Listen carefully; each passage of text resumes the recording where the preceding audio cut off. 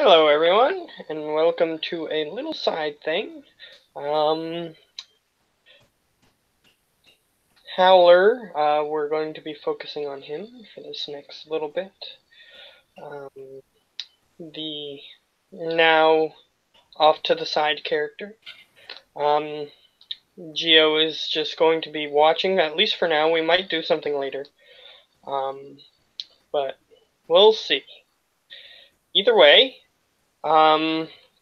so where we last left off with Howler, he was examining, or he was in the upper area of the temple. So, what is he doing? Anything in particular he wants to get done? That was we were trying to summon or find out about this Traxian, not to summon him. Okay, fair enough.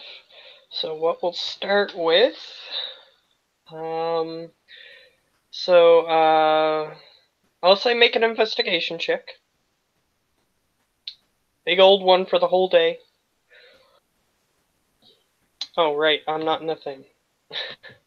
That would help. Be handy. Oh, he rolled a 22.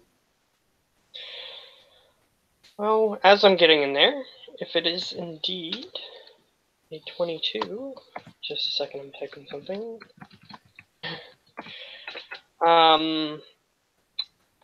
So you begin to wander around, see if you can find anything interesting. At the beginning of when you start searching, you see what looks like Arosan sitting next to Alatar, just staring at a mouse on the ground, but that might be something that you look at as you're walking by. Sorry, just making sure that this is loading. Okay, it's loading. So, you see that as you're walking past. You start looking around, seeing what everybody else is doing. There's some weird stuff happening in the distance, but you sort of ignore that as you head into the bottom area. You start looking around, and you notice that there are a few, let's say, cultist members. They're sort of hanging around the altar that you found a long time ago. Yeah. They're hanging around that. The guards are no longer at the doors. They're sort of looking around that, and you can approach them if you wish. This is the Demon Blood Altar. You know what? I was trying to find out how to summon the dragon, so I'm gonna climb to the top of the dragon to get near his head. Alright. So, you can start doing that. But you do see this happening as you go, and then you decide, this is not getting me anywhere, so then you head back up. You go to the top of the temple. You start climbing up the wall. The wall isn't that high, but it's about 2 or 3 times as tall as you are. So make a dexterity check to get up there. Acrobatics? Yes. Of course, perfectly. You get up there. You sort of jump on little pieces of rock that are missing, and you manage to get up. And there it is, the dragon's head, the wisps of, I don't know what they are supposed to be on Asian dragons, those little wisps that come out of the lips. They're there, sort of dangling out to the sides. The snout is right in front of you, and it has its front legs holding its body up. You've seen something happen about this before, the statue disappear when the dragon came before to save you. But It honestly just looks like a statue. So what do you want to do? I'm gonna talk to the statue once I've gotten close to him, Right. and I'm gonna say I know you don't have a lot of magical energy, but it would really help not. It would really help all of your followers if they didn't have to die. If you could show them a better way. You look at the statue. Couple of minutes pass. It seems like you're just talking to a statue. Okay. So I guess this is not how it works then. I'll have to figure something else out. Just stay right here, I tell the statue before I leave. Alright. It remains unmoving. Gonna do blow it up. I'm gonna go down to the altar stuff. Alright. You go back down to the altar. You see them hanging around it. You're not sure what they're doing. I spy on them to figure out what they're doing. Alright, make a stealth check. See if they notice you. Just sitting there watching them. No, they don't. They start. They're doing the thing that you were doing before, where you remove the top plate, and then there's the imprint of a humanoid on it with the different holes. And they remove the plate, and they start looking at it intently. And one of them says, "Definitely can't stand for this." And the other one says, "Maybe if we could just get him on the altar." "But how?" And the other one says, "If we could manage to knock him out, but he's quite powerful." He actually looks around and he shrugs and goes, "He's also quite sneaky. I don't see him in the room." And the other one says, "Well, you could just lure him into a trap, get him attacking something else." How many are there? There's 3 of them at the altar, but it seems like this is more of a bigger issue than just them. Okay, so I want to wait until some of them split off and try to knock them out quietly. Alright. They continue talking, and they say, one of them says, they're basically just shooting out ideas of what they might possibly do, but none of them seem like, you're like, no, none of those would work, and they seem to agree, even though they're not talking with you. And then one of them says, "I got a better idea. Just hold on, just get this altar ready, and I'll go grab some more guys." And the other one says, "Alright." So the 2 of them are going to remain. The other one begins exiting the room. Currently, you're about halfway inside the room. You're hiding behind one of the pews, and it seems like they didn't even bother to go check them when he was suspicious. So he starts walking down the middle section towards the doors to exit. Okay. I'm just gonna take out one of the leather straps and kind of like go behind him and then just choke him so he can't breathe and make sound. Just Okay. climb onto his back and Okay. and try to cushion the fall. Okay. Because you're basically using piano wire to take this guy out. Yes. Make an unproficient attack. Melee attack. Unproficient melee attack. Yes, because technically this is just improvised. So yes. Yeah, sure, I'll look it. Because why not? 14. Okay. With a 14, he goes, and he looks back, and the other guys are still. Luckily they were moving some heavy stone, so they didn't hear him coughing for a second. And he starts to look back, and he says, "You devious little dirty blood." But they don't seem to be noticing. What else do you want to do? It's not doing damage. You're just choking him, which could take about a minute to complete. Well, if I at have least. the upper hand, then I'll just force some poison down his throat while he's there.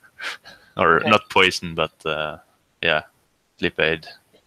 Too bad you don't have any more, did you? Because I thought last time you Yeah, gave. he had a little bit left. I have Last time I one thought break. you gave it to Arasan to make more, but Yeah, that was one break, and I have one break left, a full break. Yeah, Okay. I said that he had 2 bricks left, and he gave one away, so now he has 1 brick. So, all right. It was never meant for combat. It really wasn't. So shove it in his face. Since he is grappled, he can't resist that. So I'll say that this is part of your second attack on the same turn. So he didn't have a chance to struggle out or anything. And you get him right in the face, and he goes... And he just sort of starts falling, and then you start guiding his fall down properly, so that way it doesn't make as much noise. What do you do with him? You have a body laying in the middle of the hallway, and if you don't ask quickly, they might see you. I'm gonna try to drag him off somewhere where they won't see him. Alright, you can hide him under one of the pews. They probably wouldn't have line of sight there. So you make a strength check, because you are a little halfling. 14. Alright, you manage to... You're pulling him by the strap that you have around his neck, and it's not snapping his neck or anything, but It's gonna hurt. Yeah, later he on will be when sore in wakes the up. morning. Yeah, so you just sort of drag him off into the underneath one of the sets of chairs, and he's not moving. Okay. And the way to the Duergar camp, is that blocked, or where? That's in this room, right? You remember that you guys had broken the door to get down there, because Yeah, I know we broke the door. I think because it was involving a mechanism that you didn't know at the time. The door is back in place and repaired. Okay. So the mechanism, if you remember the mechanism, you'll remember. If you don't, then you'll have to try to figure it out again. And yeah, the other 2 guards.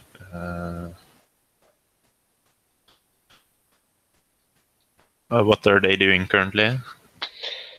One of them is looking at the top of the impression, as the other one is sort of bent down next to this inscription, like the big intricate carving on the side, and sort of doing something on the side, but he's currently blocked from your vision. Like, he's on the other side of a stone tablet, so you don't really see what he's doing.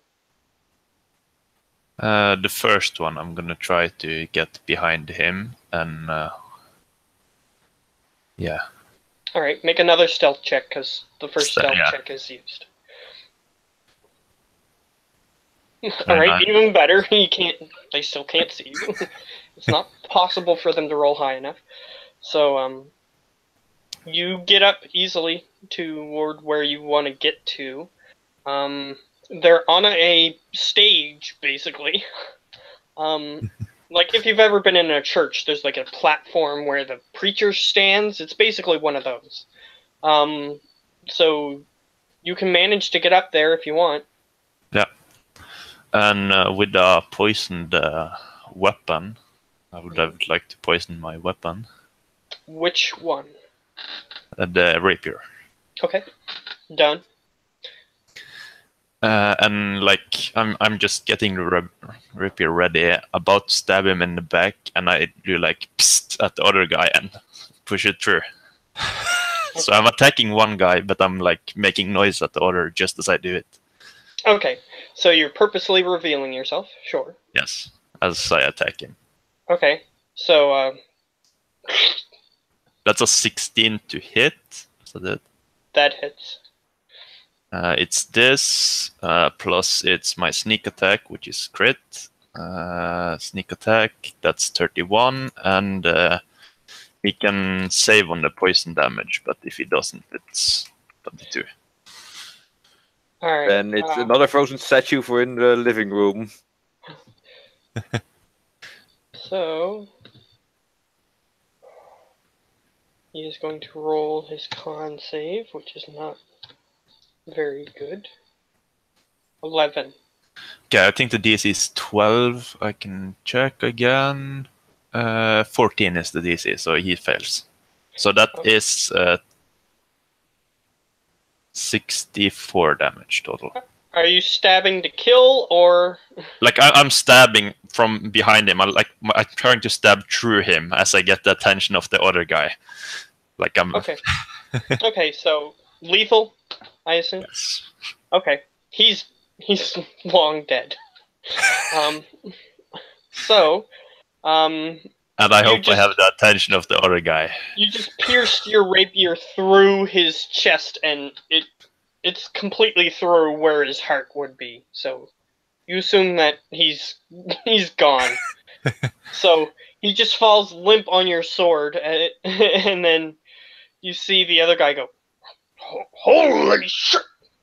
Yeah, and I as he yells out, I'm just like, shh. I wouldn't be too loud if I were you.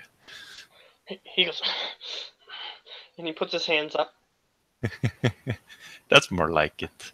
So I heard you were planning to do something about me. How well did that go?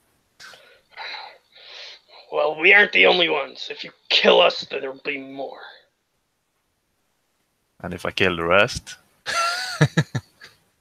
Well, good luck with that. But see he's about still in a defensive position. He doesn't have any weapons on him. Hopefully you it can won't. see, at least from what you see, he doesn't have any weapons on him, and he's just in a defensive position. Hopefully it won't have to come to that, but we'll see. The other guy is still lax on your sword. So I just push him off and then wipe off my sword. Alright, he sort of falls onto the altar, his head resting on it. I clean my sword and sheath it. Alright. The other guy is like, seems to be looking for a way out, but you're right in front of him, so. So yeah.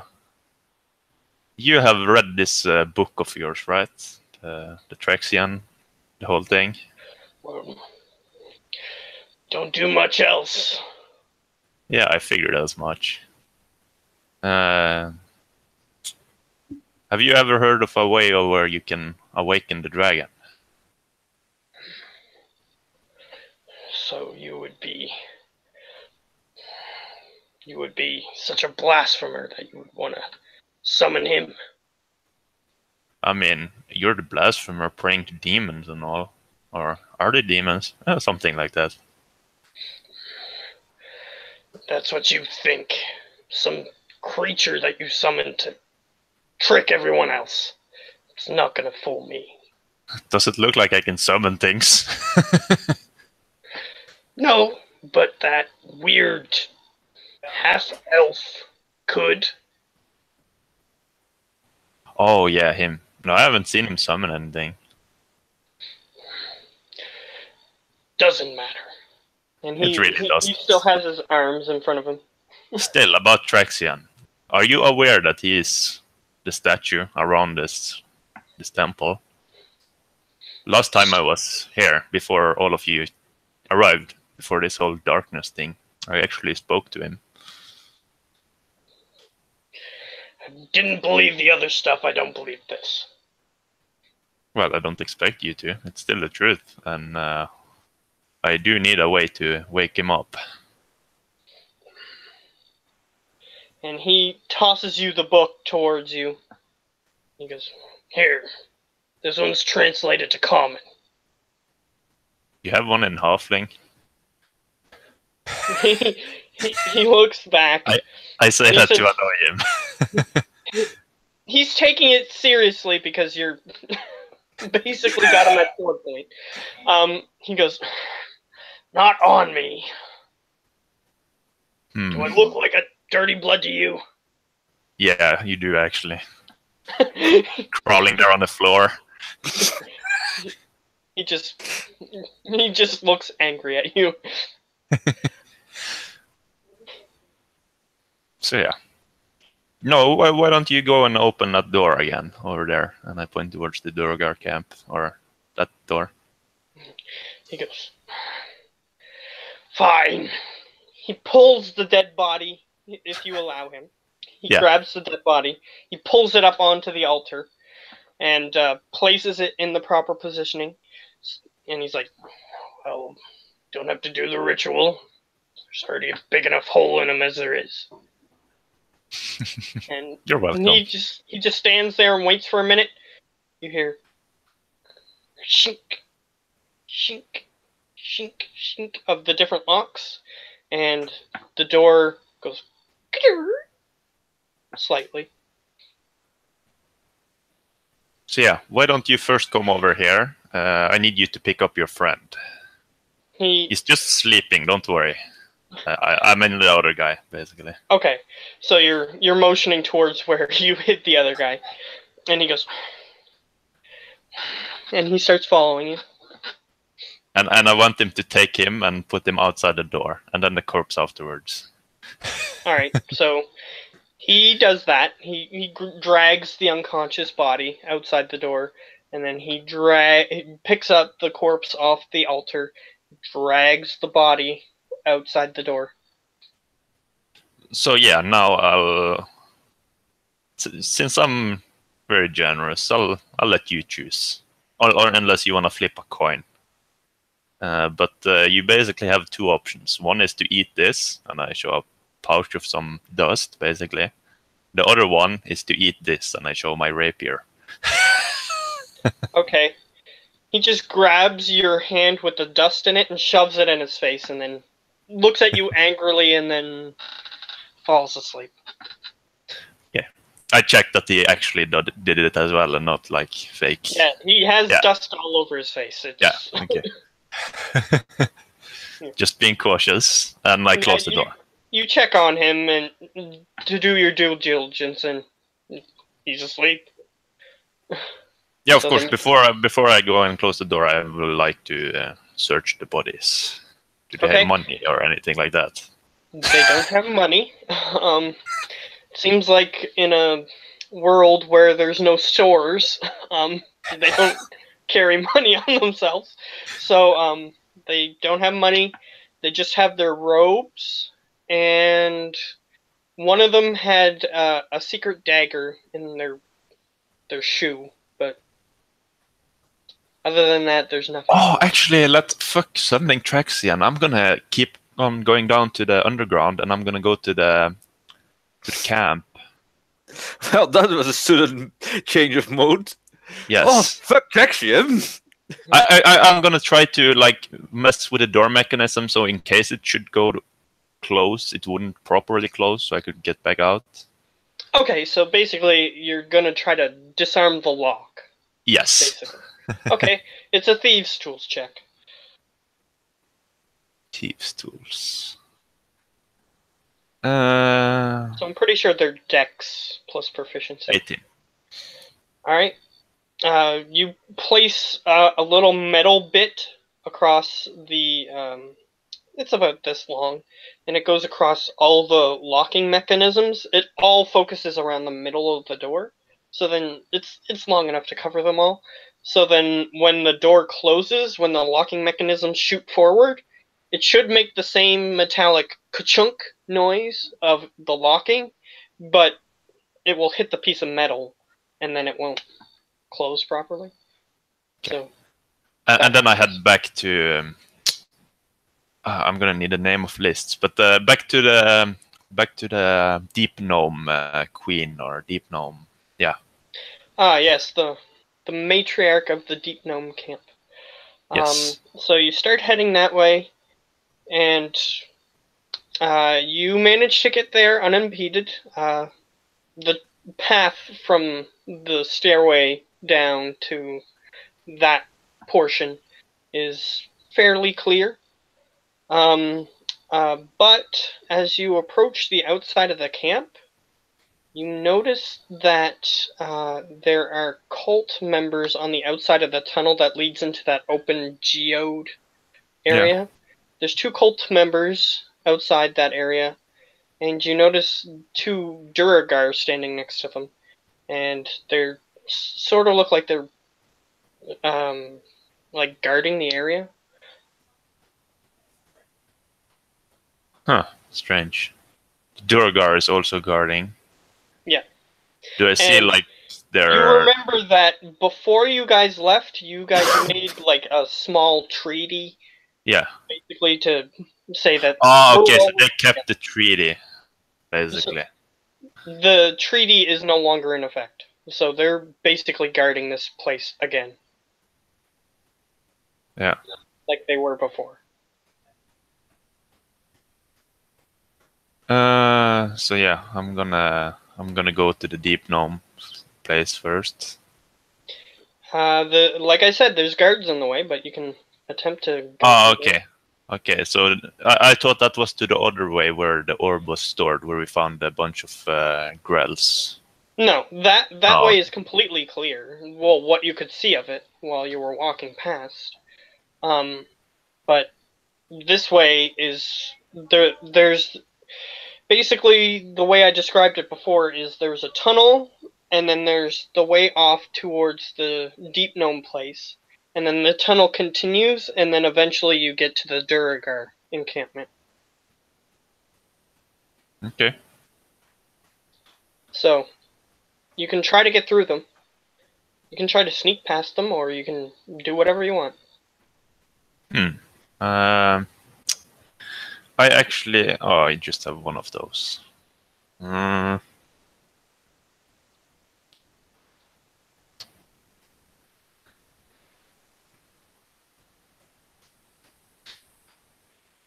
You can, if you want, if there's no other option, I'll say that you can roll a stealth check, but they're standing right in front of the entranceway, so it would be a huge DC, but you can try if you wanted to do that.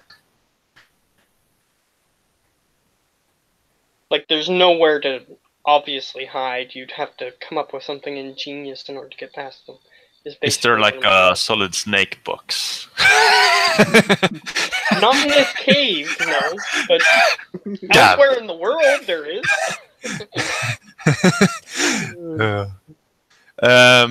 It's basically an enchanted box that provides high stealth checks. It's a thing that exists. Basically, just a box with some kind of enchantment on it. Fuck it. I'm just gonna take out both my crossbows and I'm gonna aim at the humans. Okay. You got 2 crossbows. Go ahead. And I wanna shoot them both and then like come out if they are down on the ground. Okay. So first roll a stealth check to Stealth. see if you can get close enough to shoot them without them noticing. 17. Okay. They actually have a chance of seeing you. So, perception... Whoops, not 12. That's not what I wanted. And the other one? Ooh. So, the human, one of them is just sort of standing there, looks off in the other direction from you, doesn't really notice you, but the other one is looking directly down the tunnel, and they see you getting out your crossbow. So it's not surprise on him, but it's surprise on the other one. Okay, so yeah, I'll shoot the one that got surprised then. Hand crossbow. Oh, with advantage, because he's surprised. 14. 14 barely hits, but it hits. That's sneak attack as well, which is a crit on him, because he's surprised. Alright, so he's down. And the other crossbow. 23. And if you were doing lethal, he's dead.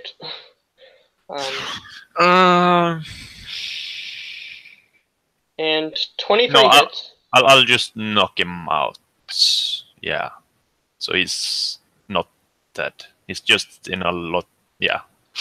Yeah, so you shoot him in such a way that it hits a vital organ to knock him out, but he'll be alive long enough for somebody to administer some sort of help if that is something that happens. he wants done. That happens, yes. So he'll be alive long enough for somebody to give him first aid, is the word I was looking for. So yeah, that's 10 piercing on the other one. 10, he goes, and he goes, go!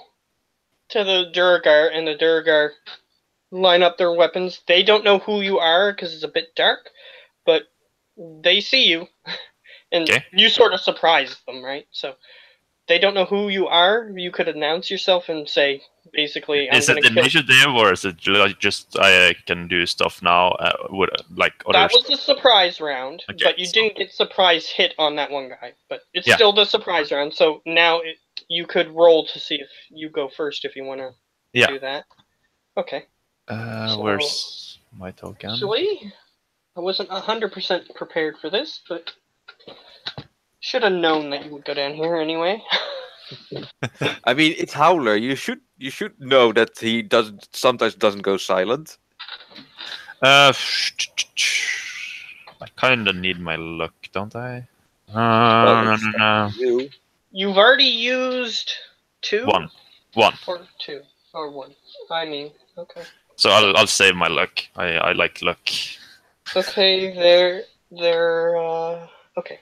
I was just double checking, but it's just a regular roll. He got a 3. So you get to go first. Okay. So yeah, on my turn, I'm gonna use my action to shoot the priest. Okay, shoot. My bonus action to also shoot the priest. Okay. So he's now expecting you. He deflects the first one, and then he deflects the second one with a... As you're looking at it, you notice that it's a Duragar weapon, so it's like a dark covered... But, I'll use luck on the first one. Okay. You don't hit him. He's just matrixing his way with the sword and just deflecting the bolts. Yeah, I'm not supposed to hit him then. And I say to the Duragar, I basically shout at them to stand down. You are facing Grand Admiral Howler of the Aquan Sea. Okay. Kind of like trying to intimidate them a bit, but like I'm important. Okay, so you can either roll intimidation or persuasion because it is you. Yes. So either one, I'll allow. Persuasion or intimidation, whichever one. Intimidation. 21. Yeah, it's up to you. 21. Yeah, they go, and they look back towards the priest, and the priest is like, they didn't really like him anyway because he's the cult is no longer in charge. You are allowed to kill or capture him at your discretion. He glances back.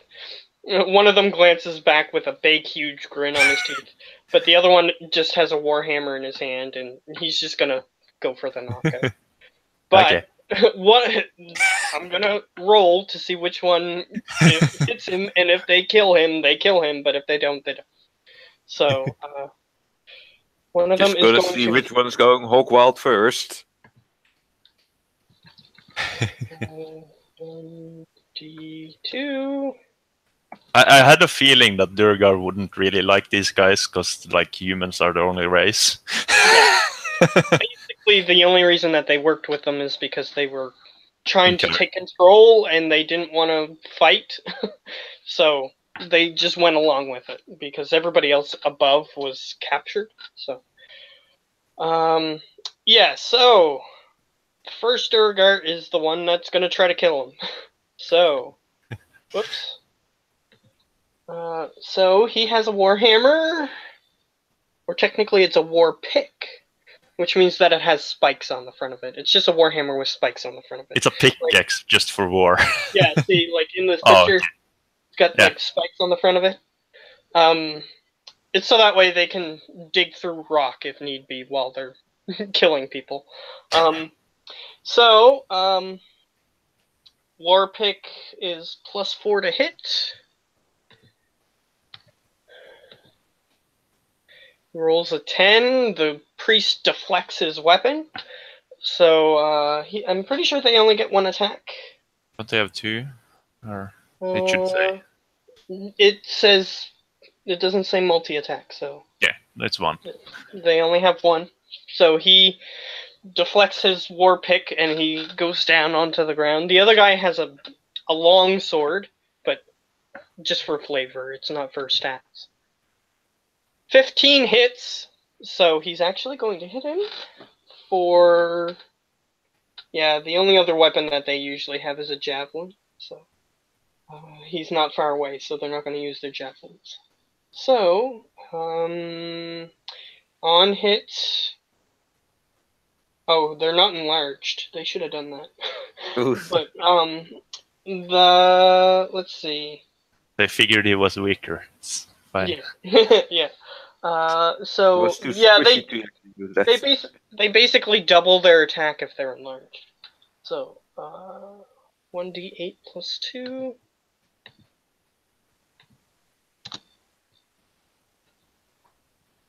Deals another 5 damage. And how much damage did you do to him before? 10? Yeah, he gets hit in the face with the long sword, but with the blunt of it rather than the edge. And he goes... and he just sort of stumbles to the ground, extremely disoriented, and then he starts to look up, and it seems like the hit just took its toll, and he just falls to the ground. So yeah, I tell the Durgar. So yeah, I'm back again. You might have seen me before. I was talking to your war leaders. We made the treaty. Yes. It appears this... And they're talking in Undercommon. So if you're talking in Common, they don't really understand you. I speak Undercommon, so I speak Undercommon to them. Yeah. Yeah, your character would know that that's what they usually speak. Yeah. So, yeah, he's like, yeah, we're aware of the treaty. It gets passed around to everybody. You don't want a diplomatic incident happening over somebody just not knowing what happened. So, yeah, we're aware. These cults, these robed people are way over their head, thinking they can do whatever they want. But I'm here to put a stop to it. So he picks up the unconscious guy and puts him on his shoulder, and the guy, even like his waist is on his shoulder, but the guy is still almost hitting the ground, and his hands are hitting the ground because he's short enough. But he's got him over his shoulder. The other guy picks up the dead guy. You're still low on food rations? Well, these stupid humans just said the treaty was off and we were going to war, so they just reneged on the deal. They just didn't enforce it. Yeah. Well, I always keep my word. I say without laughing. Okay. Yeah. I'll just toss them each like a ration worth of jerky. because they helped me. All right. They use their unused hand to just deftly catch it. They go, "Your kindness will not be forgotten." And they start wandering off towards the Duragar camp to inform them that you're back, basically. Yeah, I follow them. All right. They start heading down that way. You see them walk past the stable of the bullets. Yeah. And you guys continue on for a little while longer. Takes a couple of hours, actually, to get there. And they just walk nonchalantly back. And they get to the camp with that woman. I should bring up that thing, because of that list of names that... where is that? I should have had that open. Here it is. I'm trying to think of their names is the problem. Yes. So, I don't know if you've been editing it in any time recently. I think I've put some few things in, but like mostly no. Pretty much no. Okay. And for Geo, we had there was somebody who was with the campaign originally, and they documented each session with the basic goings-on of what happened. But they left. But we still have access to it. Okay, that's good to know.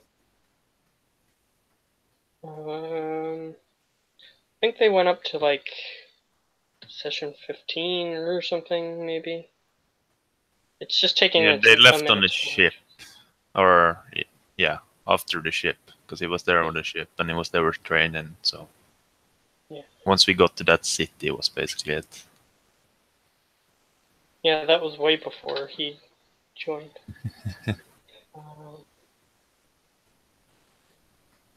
I don't see the underground people though, or am I missing them? Maybe at the bottom. Yeah, it's at the bottom, but I don't see them put in the list, like some. Because it's the random stag, then it's Gare, Montagnor, which is the Montagor was the elf ambassador that I sent down there. Yeah, Lady Dareth is the Durgar captain. The bargainer is the merchant. Mistress Adran is the gnome leader. Yeah. That's the ones we have. Yeah, so the Duragar, she was basically going to be the representative of them. So, Lady Dareth is just sort of next to a forge as you're going down into the camp that I've described before. The weird inscriptions of what the Duragar see themselves as, with the weird tentacle-like beards in their architecture and whatnot. The whole cave is hollowed out and has carvings on the side. Stereotypical dwarven carvings.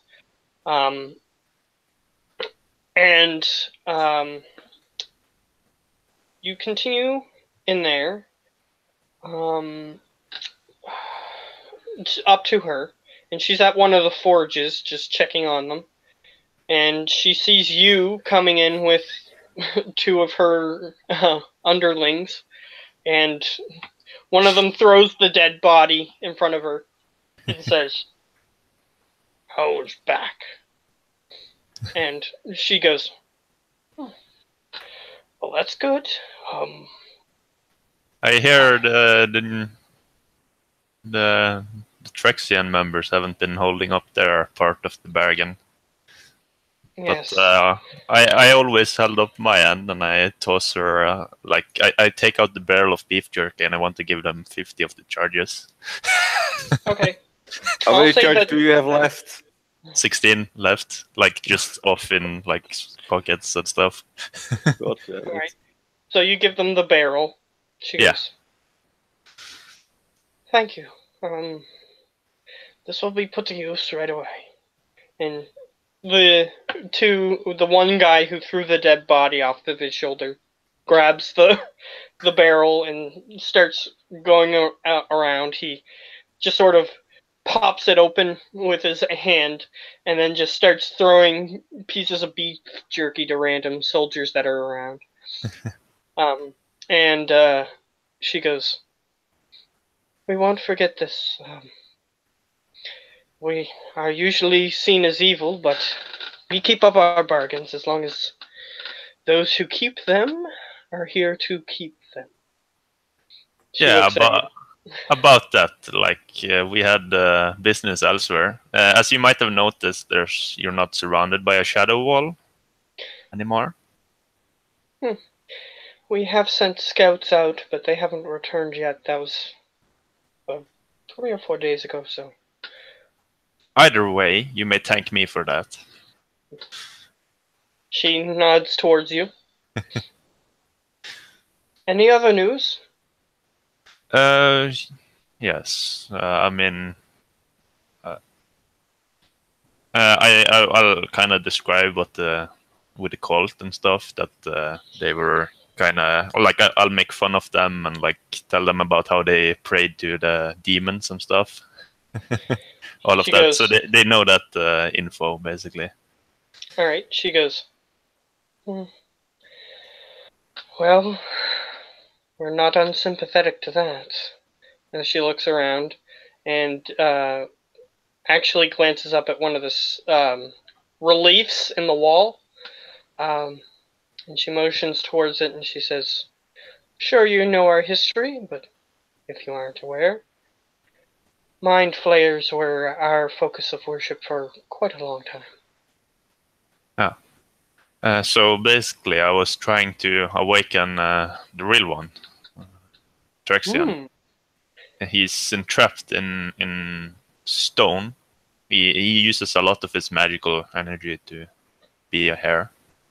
But last time when I first traveled to the temple, you might have seen the spider overground. Have any of you heard? Yes, we avoided the temple for quite a long time because of that spider.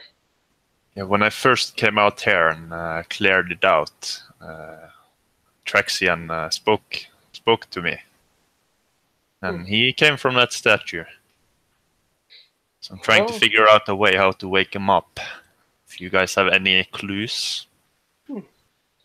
Well, first off, you must be quite important if you are attracting ancient dragon's attention, especially if he has so little power as you describe. As I've heard before. But just keep stroking that ego. Well, it's just the truth in that in that perspective. But either way, she goes, but I don't know of any rituals to summon dragons. Usually dragons just are. If you get my meaning, they just exist and you can approach them. But I mean, it's built in stone, so anyway, we might, if we crack it, maybe it'll be a creature inside. I don't know. Either that or we cut off his tail, and I left. Well, all things you can try, but we don't know anything will work for sure. Okay. But if you're working on that, the deep gnomes are more into magic than we are. We just have a natural ability to turn invisible. But okay, what time of day is it today? Well, you've been about a few hours. And so is it starting to get sun's going down? Because I want the sun to be down soon. Well, by the time you get to the camp, it will be. Okay. So yeah. So there's still some things to finish up in the camp. If you have any guards, we could wrestle down the rest of the robes. And I point towards the table. Make sure they don't cause any more problems. Yes. And she calls out, let's see, Doran! And you hear a voice go, "Grr! Kill that cultist representative." And you hear, "What? No! Apparently there was a guy here that was keeping them under control. Or oh yeah, doing something here. the elf. Is he still alive? Yeah, the one Oh I sent yes, down. he is still here.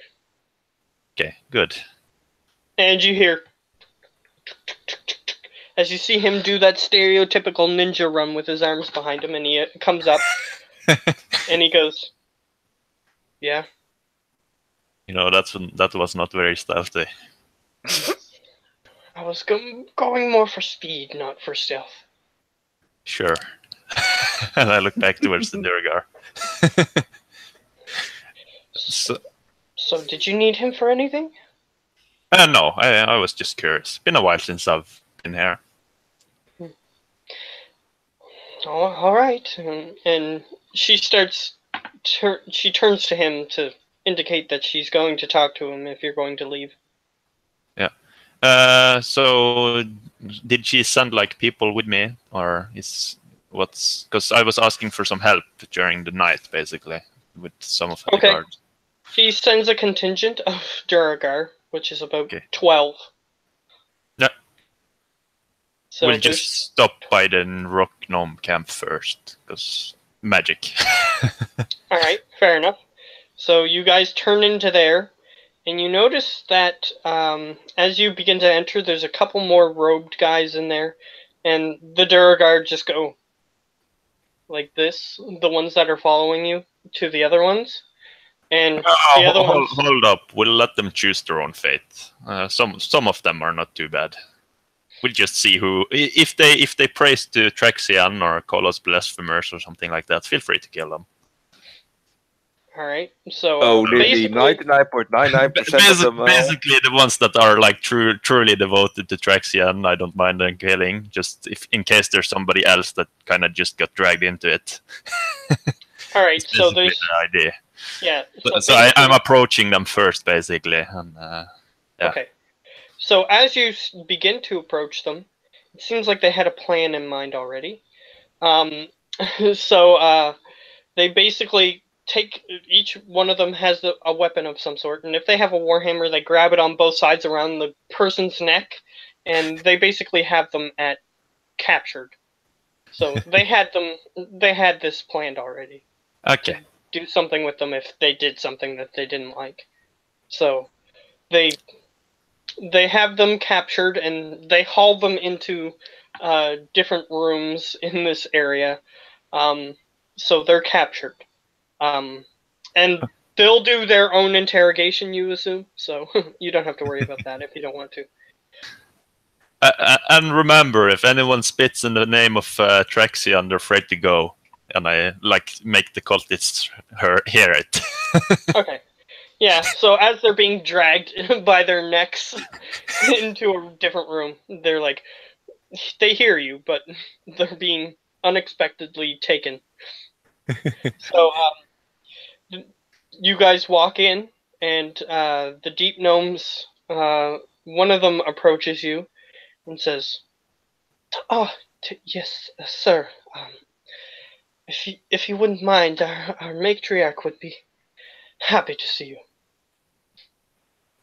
That's why I'm here. Show me the way. Or All I right. can find it myself if you prefer. Yeah, you do know the correct way. I do. I'm just scrolling down here. I don't remember her name. Yeah, it was. I had it there in a second. Mistress Aderan. Mistress. Okay, I can type in mistress.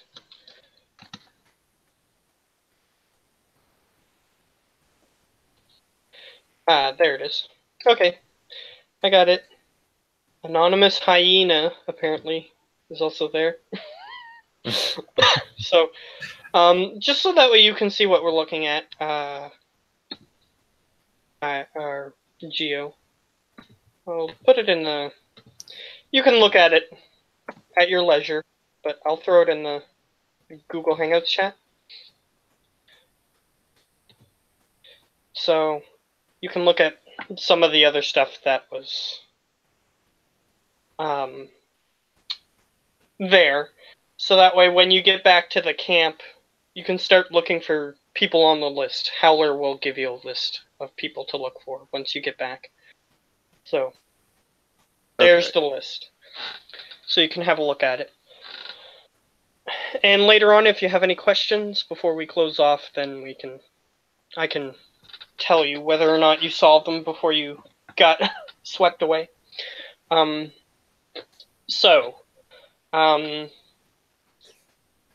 You start going to her place, which you remember, if you do remember. Well, your character does, but you might not. It's a small doorway, about gnome-sized, but you're pretty much not too much taller than a gnome, so you can easily just duck your head down and get into the door. She has the opulent room, and the area that you were just in, if you remember, was the geode, which was like the ruby on top, I think. And then that was not the Durgar camp. As far as I recall, there was like the giant steps downwards and like a mined out area. So that's... yeah, so there's the Durgar camp, and this area that you're in was the geode, which was the carved out area for the I thought it gnomes. was like a mansion in the wall, basically, at the prince. That's where that's where you currently are. But yeah, there's the geode area, which is where everybody else was, and then you're going into the mansion area. So you go in there, and she is currently just looking at a piece of paper with her hand next to her face like this, just looking at it, bored looking, as you come in. She hears people coming in and she says, "Oh, just leave the food there." Well, how much do you want? And she glances up after she hears a different voice than she was expecting. She goes, "Am I no longer under house arrest?" I look toward Durgar. I'm sure that won't be an issue.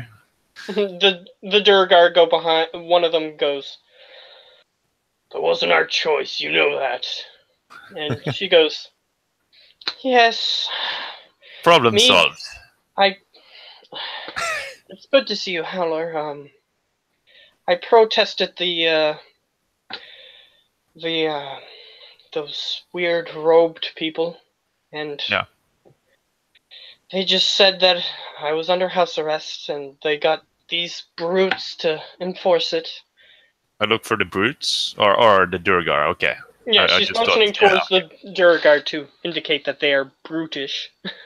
Well, that problem is already started to being resolved, but we're working on it. And she looks at them, and he already said that it wasn't their choice. And she goes, "Well, I'm glad to be able to walk outside my humble abode. It's been about a week." And you sort of look off towards where she's looking, and she says, "I haven't changed my chamber pot in a while." Yeah, you should get a servant to do that. And she sort of looks to one of the Durgar, and it goes, "I guess back to this again," and he walks over. Yeah, I definitely start laughing at him. I think that's hilarious. I didn't even refer to him when I began, but... So one of them just goes over and starts to do it, and halfway through your conversation, you'll see him go by with this pot full of poop and pee, basically. So yeah, that'll happen later. She goes, "So, did you need something, or did you just come here to free me?" Well, I was wondering, I mean, you seem to know a bit more at magic than this Durgar. And I was I was wondering if you knew how to wake up dragons. That's it's currently sleeping in rock, and I'm in Traxian. That is, it's the dragon that circles the temple. Yes, we saw that as we were going up. There were no stories of it from before. Even our oldest among us, they're approaching death, but they're still around. Yeah, no stories of this from before. The door was locked quite a long time ago, and But we there's couldn't. other ways to the surface, right? Just further away. Any of you have seen the temple at some point earlier? I mean, the dragon has been like for at least 2,000 years. He has been sleeping, as well as these cult members. But Interesting, but I'm trying to wake him up. Last time he woke up was when I first arrived to the camp before all this darkness stuff happened. Any of your elders or even younger might have heard anything about the giant spider on the surface. well, we've heard stories of spiders harassing people in the jungle, but we didn't hear of a particularly big one, though that would make sense why they were so plentiful. Yeah. So She gets up from her chair. She says, "What kind of dragon was it? Was it?" it's a silver, right? Or It was silver. yeah, silver. She goes, They like shape-shifting from time to time.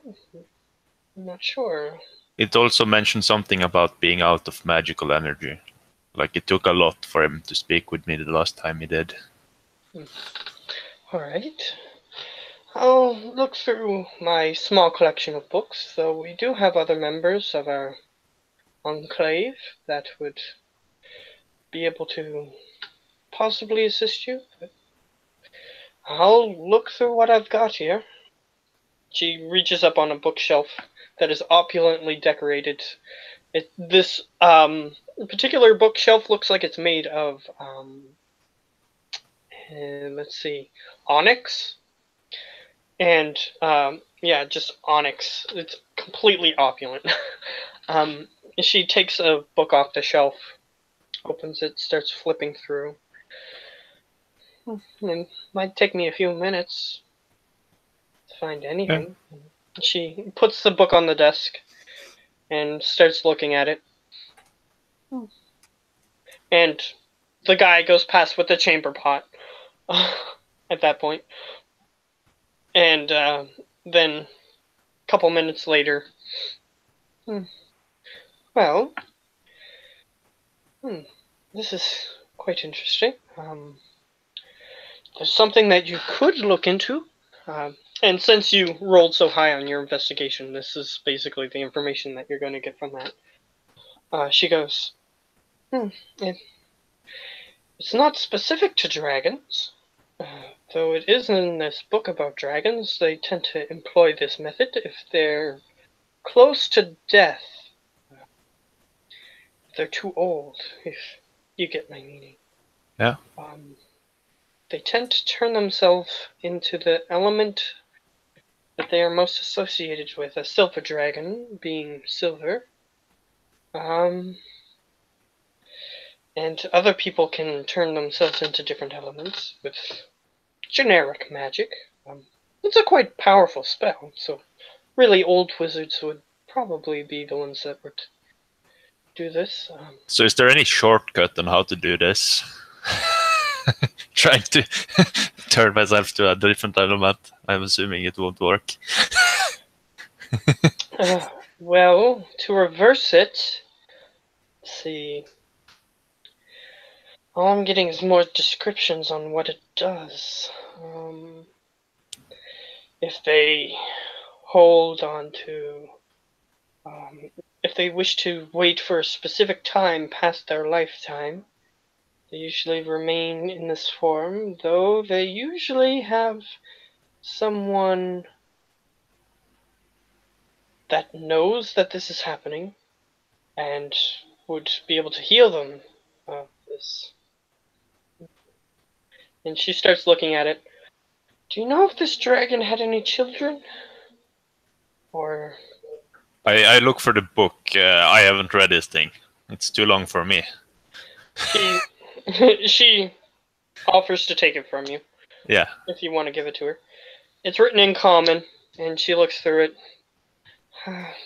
Such an inelegant language. Your surface common. This will take me a moment. Do you mind waiting? She offers you a chair. Yeah. I can head down to the shop meanwhile, and I go look for the other or the shopkeeper. There was a particularly flamboyant shopkeeper. If you want to try to look for him, there's the older shopkeeper, which was I think he came into the game past when we were keeping track, but I'm not sure. The bargainer, wasn't it? Yeah, the bargainer is the more flamboyant one. The older one, I don't know if his name is there. Probably not. It's not. Doesn't look like. Oh, okay, so there is some other stuff there that I didn't realize was still there, but that might be useful later.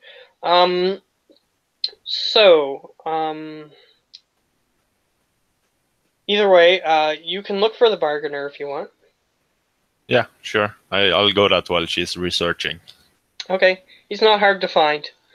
He goes, jewelry here. Buying or selling? I tell him. He looks over.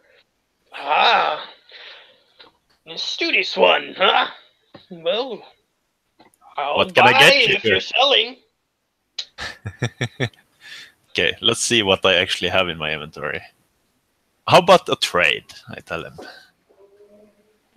Depends on what you've got and what you're looking for. So I look around to see what he has. He has some relatively fine costume jewelry, which is just made out of cheap materials. But he does have some stuff that's pretty opulent, like jewelry made of emerald and sapphire, like the whole thing, like a necklace with a huge jewel like this big, just of sapphire, things like that are probably pretty expensive. Like, I like the sapphire one. Let's add that to the pile. puts that on top. Ah, you've got an eye for good merchandise. Indeed, I do. And I look around. Do you have any other like drinks, like potions, like something magical? Well, there's a guy over there for that, but Okay. But I can try to get him in on this deal if you want. I am the bargainer. Yeah, sure. Let's bring him over. All right, he dashes off, and then he brings another guy over. He has a cart with wheels on it, which he is currently bringing over, and he says, "This man would like to make a deal. So would I. So let's work together on this. What are you looking for?" I'm looking for any sorts of potions. Potions of healing, potions of flying, potions of... And you know. the alchemist guy goes, "Well, I can get you that if you want." Let's just see your stock. I basically want to see everything he has, because I'm rich. Alright. So he puts a bunch of stuff on the table, and he's got some weird looking mixtures on the table, but he's also got the generic ones, which is like the healing potions and whatnot. He Yeah. says, "Well, what are you looking for?" So what's all this? And I look around. Well, depends on what you're looking for. I do have a couple of those ones that allow you to fly, a couple more that make you strong, a couple more that make you fast. Depends on what you need. So if I were to bring down my treasury, like let's say 100 gold bars. How much of this could I get? Well, gold bars. That's worth a lot more than gold pieces. And the guy It starts is. stroking his beard.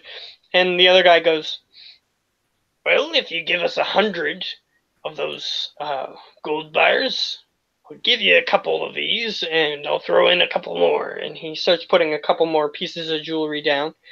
And you look at them, and he says, these 3 are enchanted. Enchanted? What does it? What does they do? What do they do?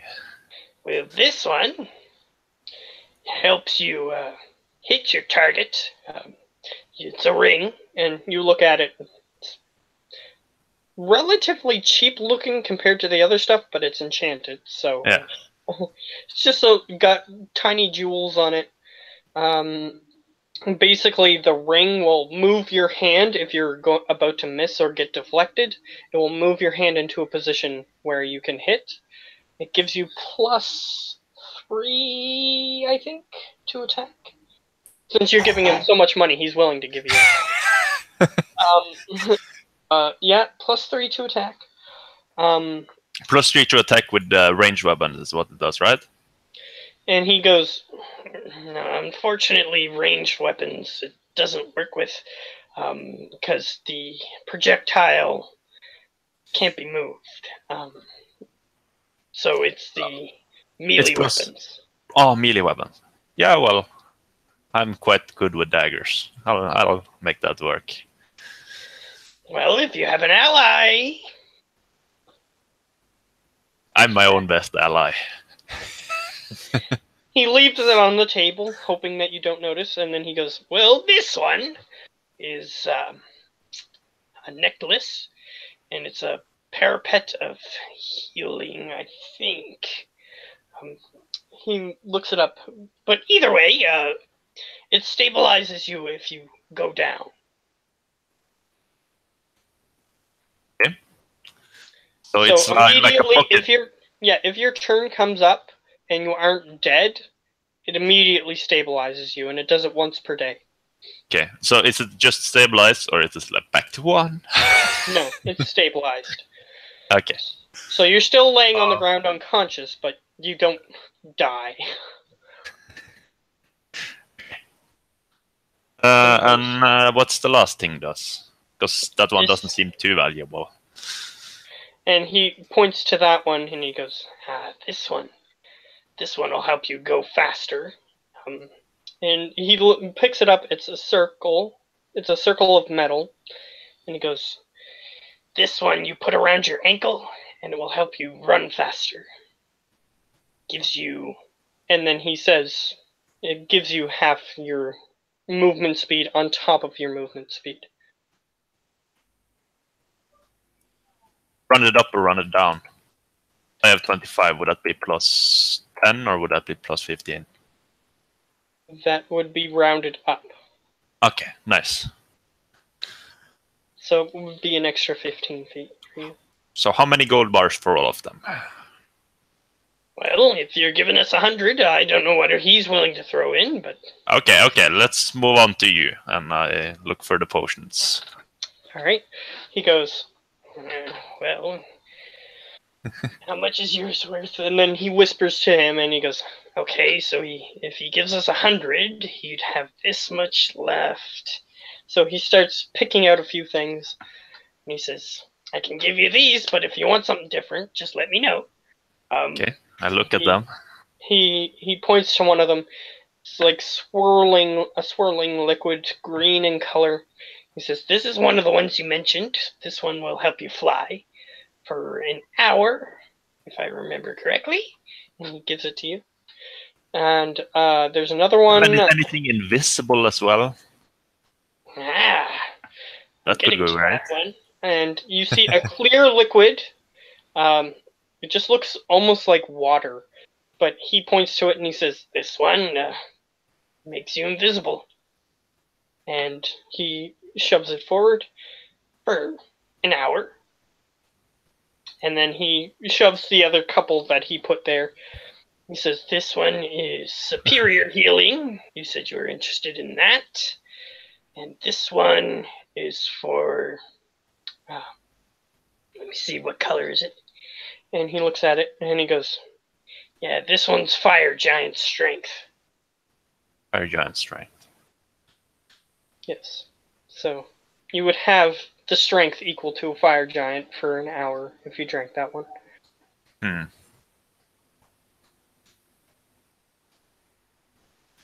And he gives you those. Anything else that you're looking for? He left you a little leeway with money if you want a few more for those. Yeah, I'll take a few more. How about we make some more of those invisible if you have? He says, it'll take me a little while, but I'll get them to you. What do you mean by a little while?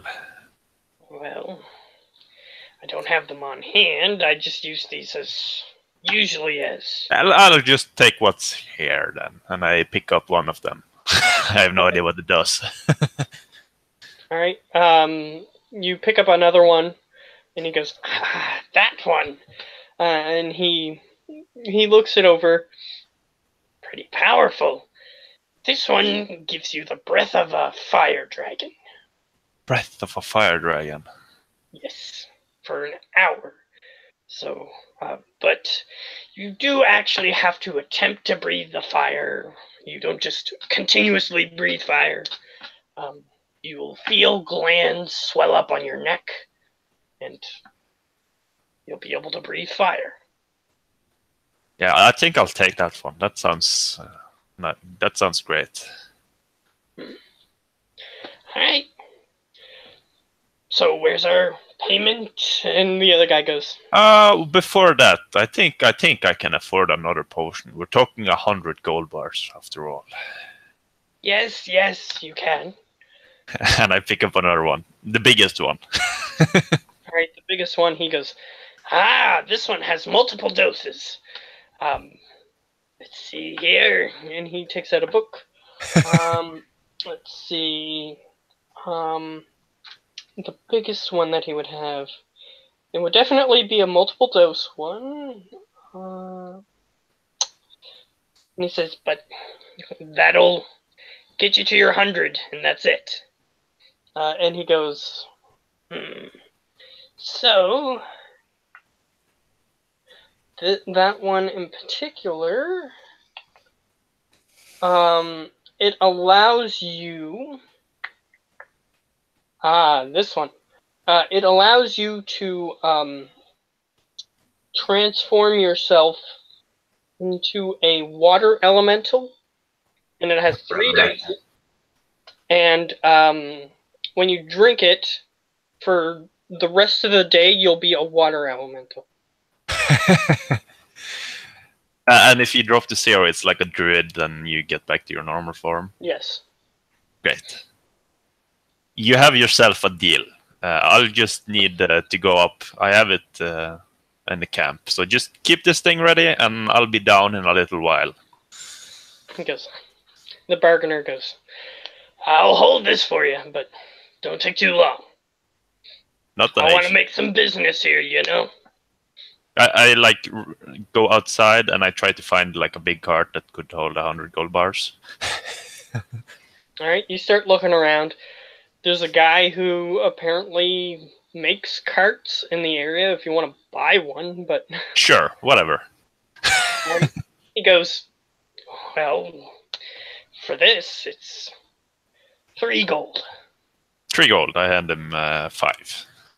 All right, he goes, thank you very much, sir. He puts it in his pocket. It's a metal one, and it would have taken him a couple of days to make, so that's why he was charging 3 gold. So you take this metal cart with you? Yeah, and I go somewhere, like, I travel up the path a while, just to spend some time, basically, and fill the cart with gold at a later point. Okay. Alright. Are you going to go back to see Mrs. Araradin? Yeah, I'm just trying to do this stuff first. And then I'm going back. Because I said I was buying stuff. They can wait. Actually, it's Aradon. There we go. Aradon. Said it wrong. I didn't remember the name exactly. But either way. Boy, I wonder why I would say it wrong. Either way. Either way, Once I failed it, I go and ask for some of the Duragard that were gonna join me up top if they could help me push it further down. and one of them just pushes it down as far as you need it. And I turn it up to the shop with 100 gold. Alright. So, you come back with your 100 gold, so you went back to the camp? No, I went up. I didn't go entirely away, but like basically, I spent the amount of time where I could have gone up to the temple and back down again. Okay. So you go back. You have your. Do you summon the gold? No, I did that while I was gone. So like it's arriving in a cart basically. Okay. So you he wheels the cart up to you for you because he's a lot stronger than you are. So he just wheels the cart up, and they go. The bargainer likes to make deals, but I didn't expect this. And he looks at what you got there, and he goes, "Fine, done deal." And Plenty more where that came from, and I gather up my items. Alright, so you can put the items in the cart if you want. They'll just take. No. I leave the cart. Like I don't care about the cart. They can have it. I just take my other items, the things that is written. Okay. And equip them. Yep. So you can put those in your inventory. And I return to her. Yeah, you have those magical items if you want. I don't think any of them require attunement. Let me see. The +3 requires attunement. Yeah, that seems like it should require attunement. Yeah, but the other ones are fine if you want them. Yeah. So is it +3 to damage and attack, or just to hit? To hit. Okay. So it basically gives you an edge on trying to hit something that's hard to hit. Basically, is what it's good for. But either way, you can use it for whatever you want. But anyway, you go back, and she says, she's just looking through she's near the end of the book. She's a speed reader, so she's gotten through most of it.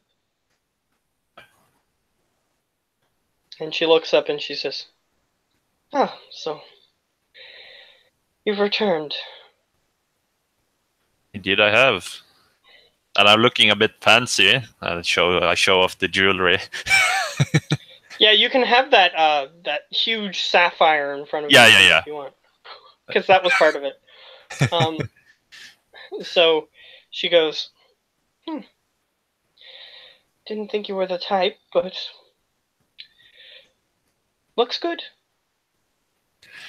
So yeah, back to business then. What did you find out? Well, I found a few possible leads that you can look into. Few might take longer than others. Says here near the end that he turned into a symbol for the people. Well, he could have, the way to reverse that is if you demonstrate to him somehow that his symbol is being corrupted, or if you could somehow communicate with him that his if I could that would be so much easier. Yes, because it seems like he wanted to be a symbol for good. So if you could communicate with him somehow that his symbol is being corrupted and that his return would be fortuitous for his followers, then that might be a possibility. So you suggest talking to the statue again? Well, if that is truly where he is, and he can hear you, then that's a possibility. The other few, He had a relative. They call him his brood brother in the book. Wouldn't he also be dead if it's like by the age? Possible, but he may have offspring that you could communicate with that might know something. Though they might not live nearby. You might have to get to some place cold. Silver dragons tend to like living in colder areas, but either way, it's entirely your choice. Yeah. I think I'll go for talking to it. I don't know where its siblings might be. If it doesn't work, I have a contingency plan ready. I look back to all the Duergar. One of them just slaps its warhammer into its hand. So yeah, let's go and give it a shot. If not, I'm sure you'll be happy either way. Back to the group. And she says, but one more thing. The followers may have a secret. There's supposedly another book that was written. It references it several times, but the material from that book is not in this. So there may be something else that you could look for. We can question them. Yeah, I'll just we can question them. I'm sure they'll be willing to answer. Do you mind if I keep this? It's. I wasn't planning on reading it, so knock yourself out. She puts it on her shelf. She says, I'll do a more in-depth reading later. It's quite interesting, and I'd really like to know what's above us, so might be interesting to read it and find out about them. Yeah. So I'm finished here. So I guess we can go to the upper area now. The sun should be down. Yeah, at this point it would be. So she sees you off and actually walks outside as soon as you guys do, because she was stuck in there for a while. She goes out into the marketplace and actually approaches the same guy that you were talking to, and starts looking at his jewelry. And his cart of gold bars. She glances over at it, but she's more interested in his merchandise at the moment. But either way, so you guys leave, and your team of Duragar are with you. So what do you want to do? I go back into the temple area. All right. Is it clear? Anyone there? You start to come back up those steps. Make a perception check. Perception.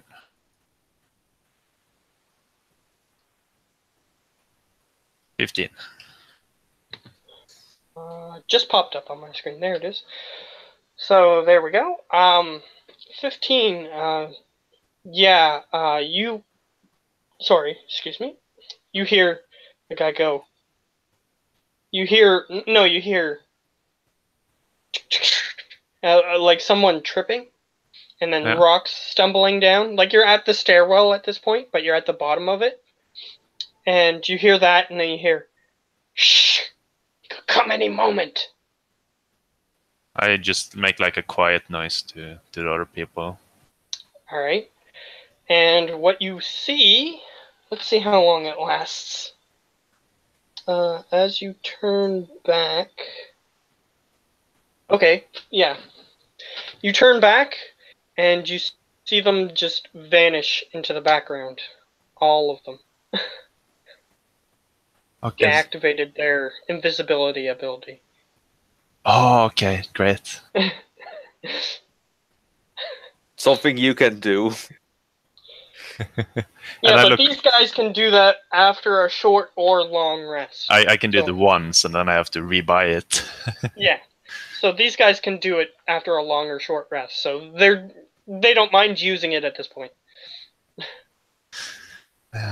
So I'm gonna I'm gonna look for or hear the steps. I'm like focusing there, like trying to find or hear more. Is there anything, or are they just standing there at the stairs? You We're hear... past the tree corp or the to sleeping people, right? Or No, you're still at the stairway. You're in the Underdark still. okay. You're just at the stairway that goes into that open area where the temple is. Okay, so I'm trying to be invisible without being invisible. Let's see how invisible I am. Alright, stealth check. 30. Alright, I'm gonna roll stealth check for them, but you know that they wear heavy armor, even though Yeah, they can it's turn fine. invisible. But they do get advantage because they're invisible, so... So a normal. It bounces out. Yeah. Which is why they are able to turn invisible, because they use heavy armor, so then it's better for them to be able to do that, so that way they can ambush people. But either way, let's see. Their roll is... They don't get a bonus. So here it goes. 13. That's not So, bad. as you begin to walk, you can tell that they're not as stealthy as you are, so you can sort of give them orders. If you want. I'll just look on ahead. I mean, I can't see you, but I sure as hell can hear you. So just don't. Yeah, come when I shout, or you hear battle noises. Yeah, you hear in Undercommon. Got it. Yeah, and You don't see where it came from, but you hear the voice. Yeah. So yeah, I try to head up, like very carefully in case they put traps and everything, like very slowly. All right, make a perception check or investigation. Those would both work.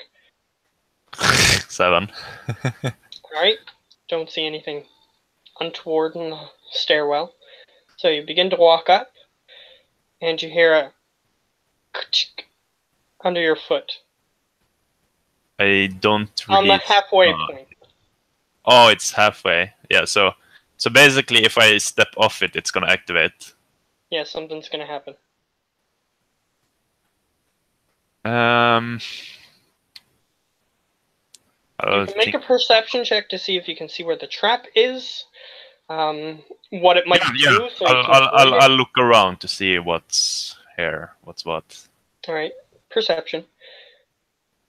All right, you can definitely see that there are a couple of ropes on the wall.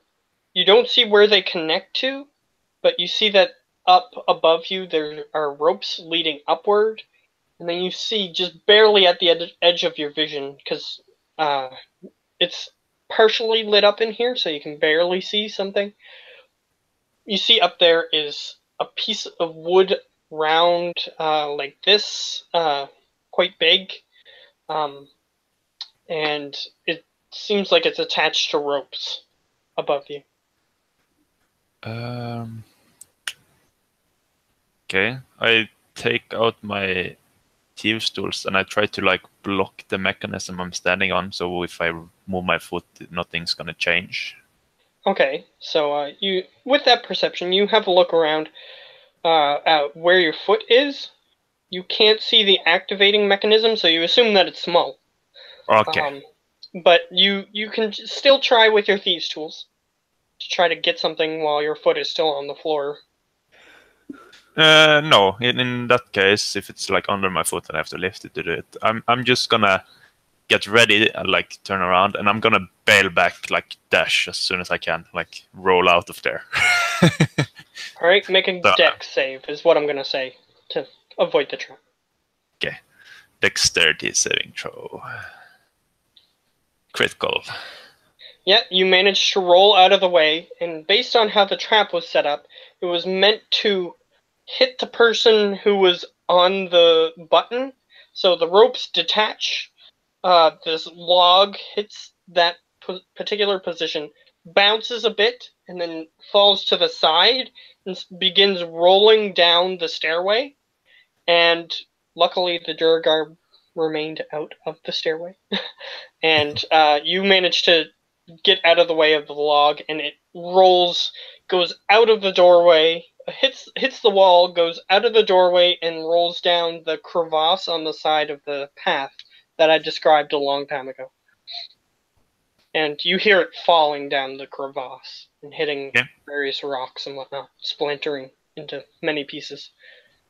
So I'm just preparing my my hand crossbows for when they come to check on me, because I assume that made a lot of noise.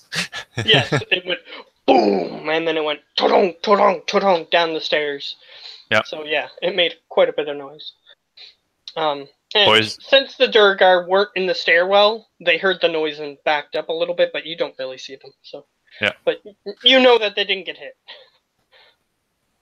So yeah, I'm kind of just waiting patiently for them to check me, because they had made a trap, and I'm assuming they are gonna watch it. All right. You hear. I didn't hear any pained noise. What happened? Go check, you idiot. And then you hear a smack noise. And then you hear the door go. Then you see more light shining down into the area. And you see what looks like a dude carrying a torch going towards where the trap depression button is. And he looks and he goes, No, before he goes and say anything, can I try to knock him out? He doesn't say anything yet. He just sort of was looking, and he says, "Is anybody here?" Right quietly. Yeah, because I'm like running up. He's not indicating to them. He's just asking if anybody's in the area. Yeah, because I wanna run up to him and hit him in the head before he notices me, as he's turning to look the other way. All right, in a single movement, you could get up the staircase far enough to hit him. Do you want to hit him with a melee weapon? You can hit him with a melee weapon using your full movement. Yeah, okay. Okay. 24? Yeah, that hits. That's the 11 plus sneak attack is 38. He goes. He's done. If you used lethal damage, he's dead. I think non-lethal for now. Alright. So you stab him in a non-vital portion of him just to put him into shock so that way he's unconscious. And he goes. And he slumps into your arms. You know what? I have no idea how well I'll do it, but I'm gonna try to mimic his voice and say like, I got him. He's down. Alright. Performance check. Performance.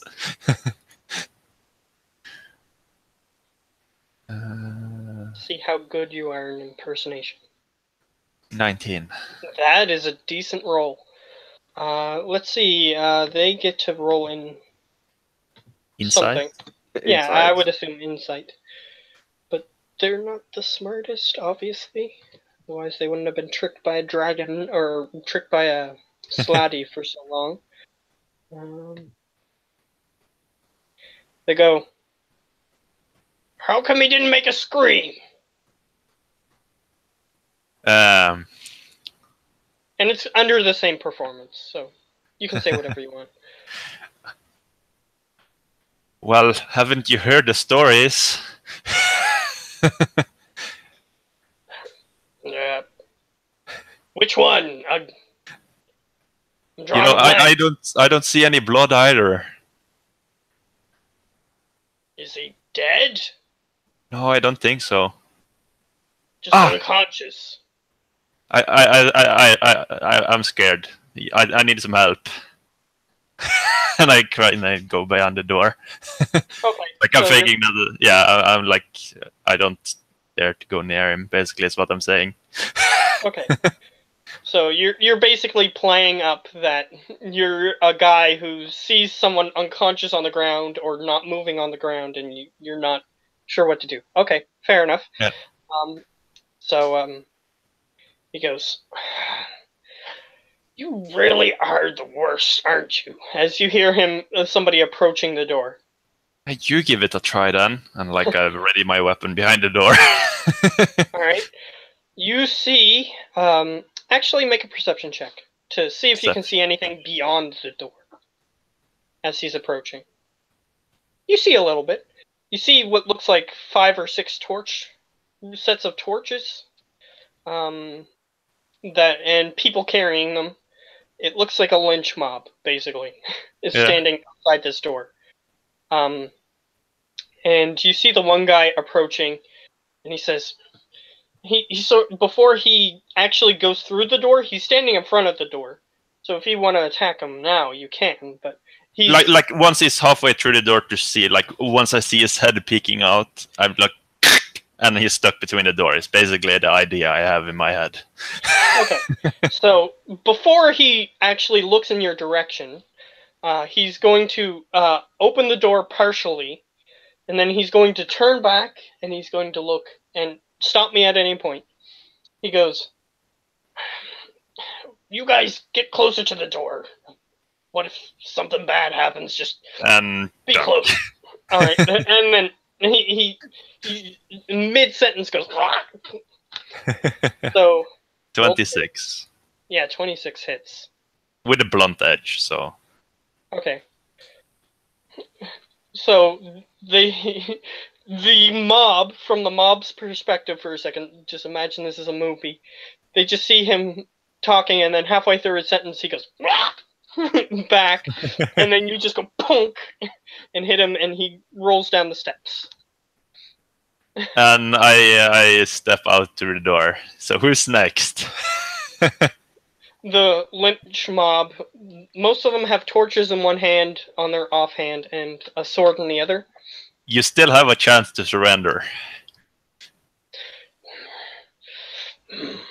And they start looking at each other. Roll an intimidation check, since you so quickly took that guy out. Intimidation. There. 22. Alright. They can't save. They go, "Just get him!" One of them says. And the other guys go. And a couple of them dart off. And then... No, you're not going anywhere. Step back here before I shoot you. And I hold up the crossbow. Alright, you do, but they don't listen. They're heading towards the door. How many? 3 of them.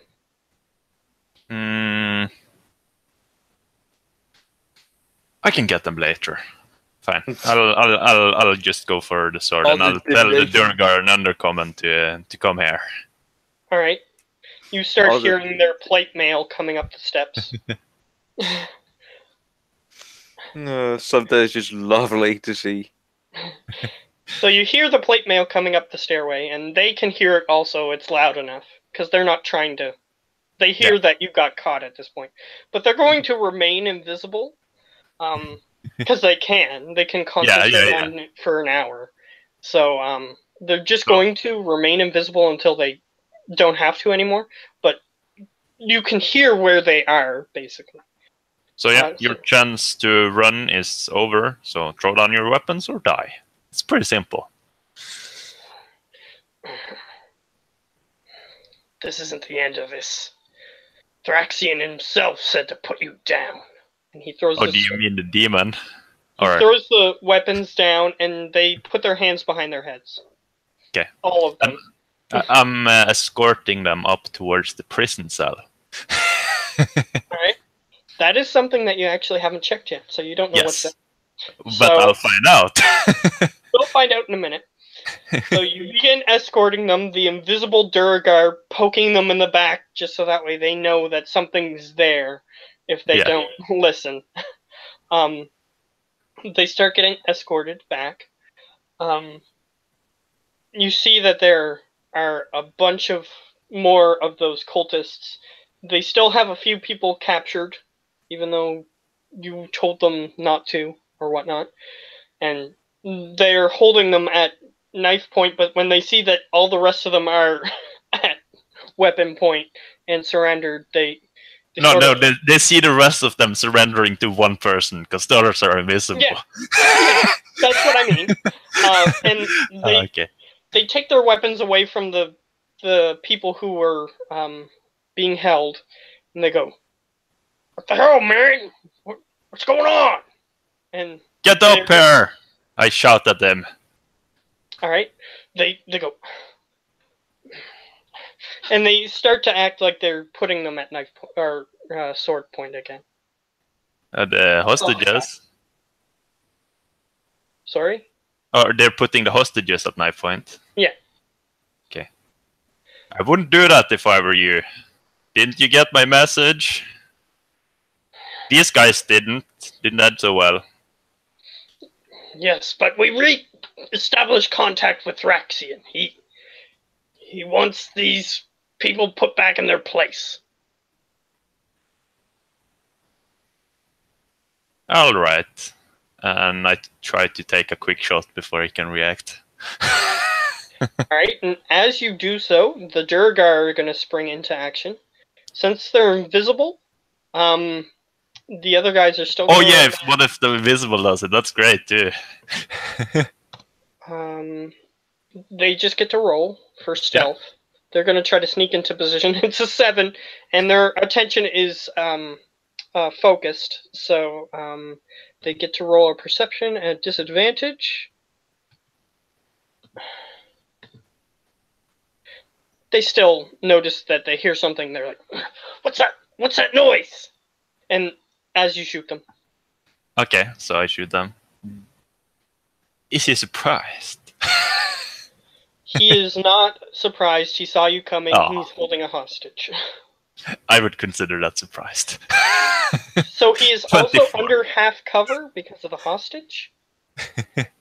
Okay, so that's +2 to AC, but it's a 24 to hit. Yeah, so you still hit him. So you're basically pulling one of those, the policeman shoots the guy holding the hostage, even though he's holding the hostage. So that's basically what you just did, so go ahead. That's 7. Alright. And I have another shot, I suppose. He goes, and he's winding up to cut the hostage's throat. Okay, so my other shot. Critical. 8 + 1. Oh, that's a crappy roll on that second part. But yeah, after that, he goes, and it's sort of like in those police movies, you shot him first and he was just about to shoot the hostage and then he shoots him again and he flies back. Sort of situation. So he flies back and lands on the ground. Were you going lethal? Yeah, of course. He was holding a hostage. He doesn't deserve non-lethal. Alright, he's gone. He's blown away. You hit him in the shoulder, which knocked him back a bit, so that way he didn't cut the person. Just as he was about to reel back with the sword, you hit him in the head, and then he just drops the sword and flies back. No, the rest of you can either follow me or share his fate. I'm good with either. And they hear the people, invisible people moving around, and they feel the nudging from the weapons in their side. And they go, "Fine. But like we said, Thraxian will take care of you." I have my doubts, but okay. They get into the surrendering position, and then you lead them off. Yeah. And you go Everyone's going to the prison. So you have about 30 guys right now. Also, before we go to the prison, does anyone want to spit at Thraxian? I'll let you go if you do. None of these guys do. Okay. I'm just checking. Just checking. It's okay. Yeah, these particular guys, they were willing to lynch you, so yeah, okay. They're pretty loyal. So they get led to the prison cells. You see, let me have a look again at that list. There was Death Naga, there was Uni, there was Arkokra, or not Arkokra, something sky related. I'm not sure. Yeah, you're not going to that area. That area is the back area. You're going to the prison floor, which has cells everywhere. Oh, okay. You Another. see, let's see. I'm looking at the list of people, and I'm trying to think of who would have gotten away, and who would have protested but been caught and remained prisoner.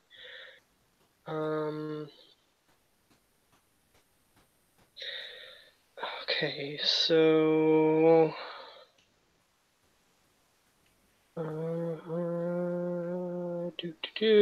okay, so you see in one of the cells, the first cell that you come across, tall, gray humanoid.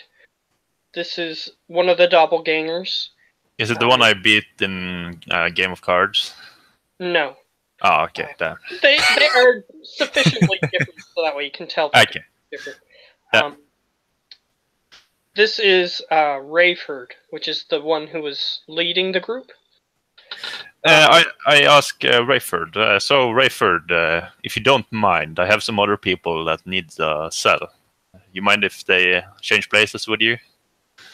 Rayford looks at you and he says, "The sneaky one. It's good to see you." Yes, it's always good to see me. Gonna let me out, or? Well, that depends. How much are you renting out this cage for? He gives you a confused look. His gray alien-shaped head just sort of tilts to the side. His large black eyes just looking at you blankly, as he goes, "You can have it."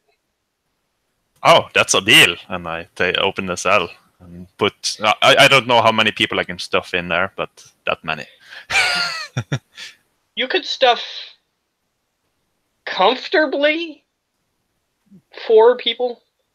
Uncomfortably, you could stuff like 10.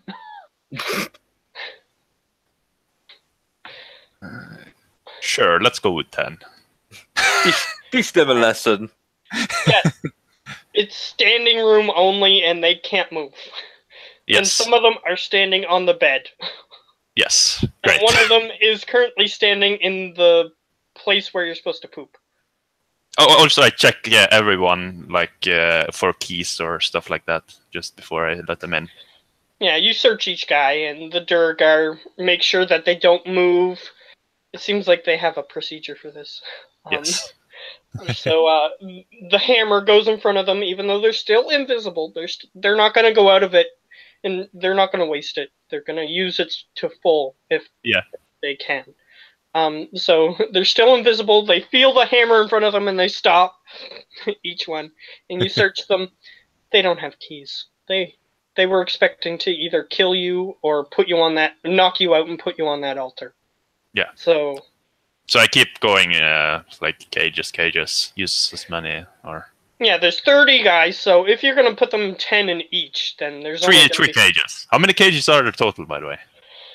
In this area, this one room, like there's 3 hallways full of cells.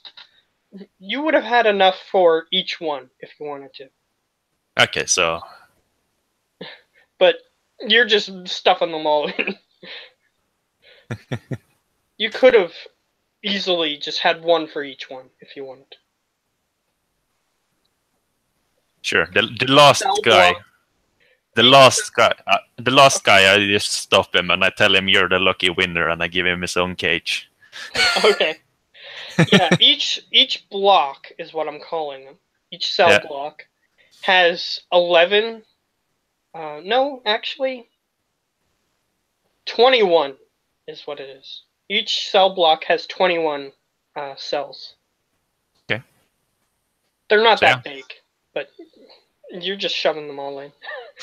So, yeah, one of them has 9, and one of them has 1, and 2 have 10. Yes. Okay. So, the one that has 9, there's nobody standing in the poop bucket. So, but the other one, the other 2 have people standing in the poop bucket because there's no room. So, there you go. And as you're going along, you see, let's see, you see Fisher. He's in one of them. I expected to find you here, and I open his cage. He's like, well, I hung out with you long enough. I didn't want to see those racist bastards get any further than they were. There were too many of them. And plus, Fisher is the one who always rolls ones, so...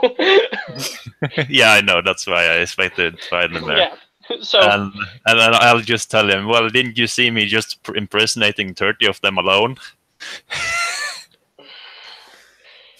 That's why I'm not the one of the leaders of the Thieves Guild. You get that. I'm not as good as you. Fair enough. You continue along. You see... in one of them, it's... I don't know how your character's morals are, but here's what you see. You see what looks like an entire family. Bart, Peggy, and Lilith are in a jail cell. Yep. And they see you coming, and the little girl who's 5 years old is like, "Hey, can you let us out, please?" How much are you offering? God. The little girl goes, she doesn't really know what you mean, so she looks back to her parents, and they say, or Bart says, "Come on, man. You were nice before, just let us out." I don't think that's a very good deal on my end. Do you have anything else you want to add to that? The woman says, "We'll cook for you every day." Deal! And I unlock the cage. Psst, she was doing that anyway. As a I demon. know. But either way, so you let them out, and the little girl goes, "You're not gonna lock us up again, are you?" Well, that depends. Are you gonna behave? "I'll do my best." Me too. Alright, and the little girl runs off. Jaden is here too, by the way. You can probably find him. "Jaden!" And she runs off quicker.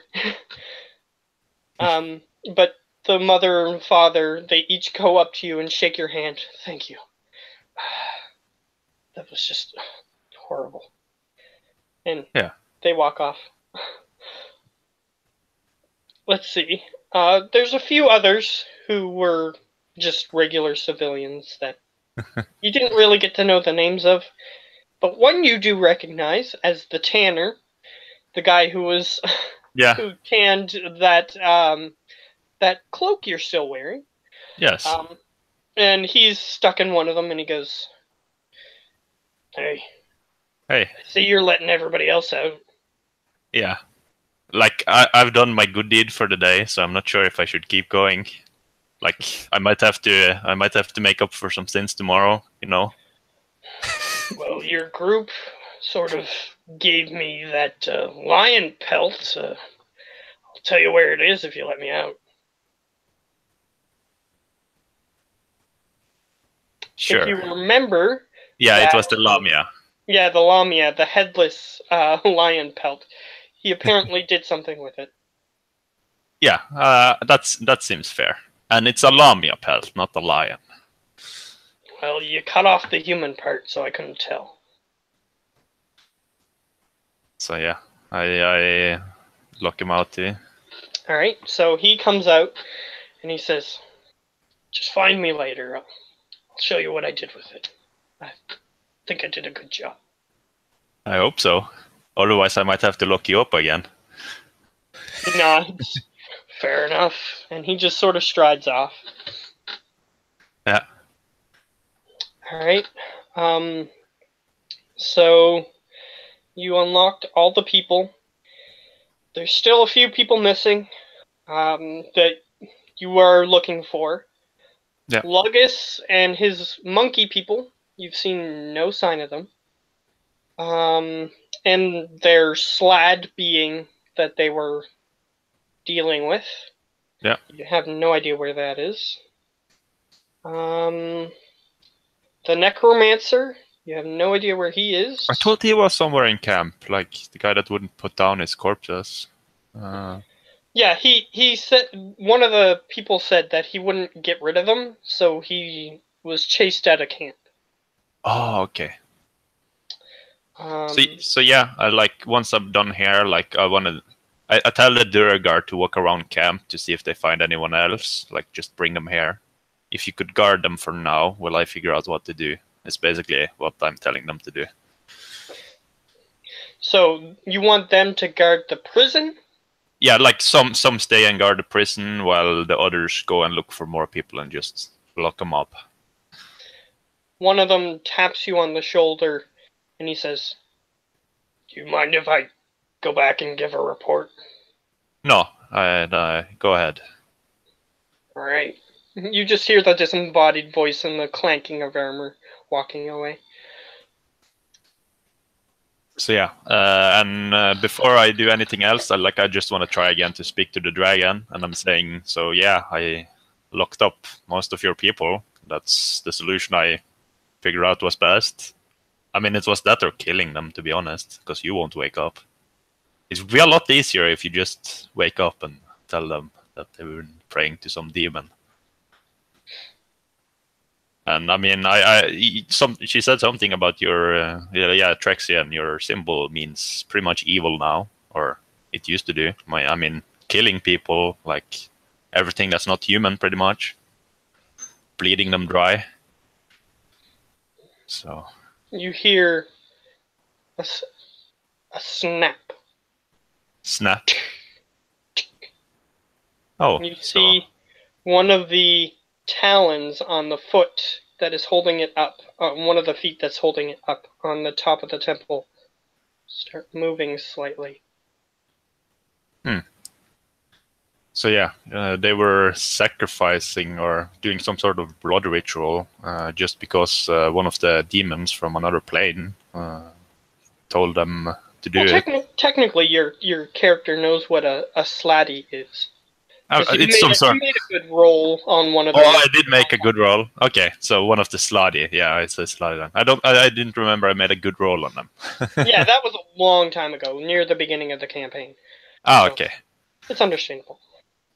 So yeah, then I call them slutty instead of some demons. All right, you hear, and you don't see any like metal or anything fall off. It just seems like it was frozen in place almost.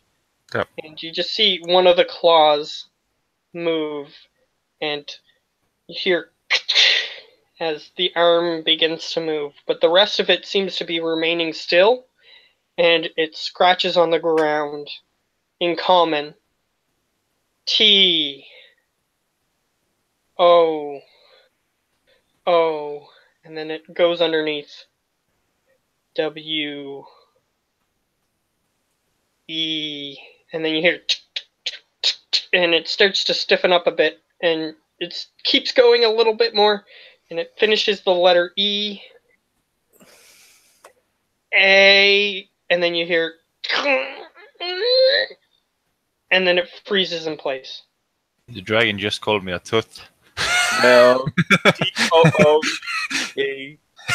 So It looked like it was going to write another letter, but it froze back in place. So yeah, let's get the letters out. It was T, O, O. Yeah. And then the next word was W, E, W, E, A, and then it couldn't finish the word. To where? we A. Now put one more letter at the end on it. Yeah, to where? To wield. No. No. I can only think of to where. Too, like I'm too far. I'm too fast. No, it's a W first. To WEA, right? Yes. Yeah. Yes. So it's a W there. Example what I gave. Yeah, but that doesn't have a W. It's an example, damn it. I don't want to spill the beans on it. I go back to the prison. I wrote it in the chat. Yeah, it's the same. Yeah, I had it there too. To where? So yeah, I go and ask the cults if they know what 2-way is. I say it might be missing a letter. So which person are... There are a couple cult members who didn't do what the other guys did. So are you going to one of them, or are you going to one of the Yeah, ones in sure, prison? sure. One Okay. one of the other ones. If I see other people, I mean. Yeah, you see a person that you didn't recognize was there until the cult showed up. So it's not like they're a new recruit or anything. So he takes off his hood, and this is a human, so he was willing to give up the whole humans are too superior thing, because after he heard that message, it kind of made sense to him. He just lowers his hood and takes off his veil as you approach, and he says, "Yes, small one. What did you want?" The dragon, you know, the statue. I don't know if you saw him move a little bit. He was writing 2-way. I don't know what that means. Do you mind if I have a look? Sure. It's up at the statue there. And he goes up to the top area, and he goes into that office area, which that guy who you put to sleep in there is pretty soon going to wake up, but he's just sort of laying on the floor still. Yes. This Just is so when you're I aware. realize he's gonna wake up soon. I need to do something. Okay, so he goes into that room, and he goes into the dark area, and he pulls out what looks like a ladder, and he goes and puts it up next to the Also, wall. now that you're here, do you have the other copy of the book? I know you have your holy book, but there's like another copy. Like a different... your holy text. You mean the secondary annex? Yes. And that was what she was referring to, but she didn't refer to it that way.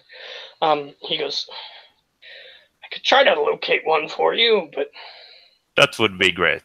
we lost quite a few of them. But I'll try to find one for you." And he puts the ladder up next to the building, and he starts climbing. Yeah. To go up and look at what you were describing. And he goes, "You're right, the foot's in a different position." And he starts looking at it, and he's like, "Well, in common, there's a couple words it could be." But I figured it was wear, but I'm not sure what to wear. I think this outfit looks dashing. And I show off my necklace. he comes back down the ladder, and he goes, "I have a feeling, can you give me a little bit more context here? What were you talking to it about?" I was talking to it about like how you were praising slotties, demons, and that sort of things, and how you were sacrificing people. He didn't seem to like it very much. No, I get that now, but I think he was trying to come back.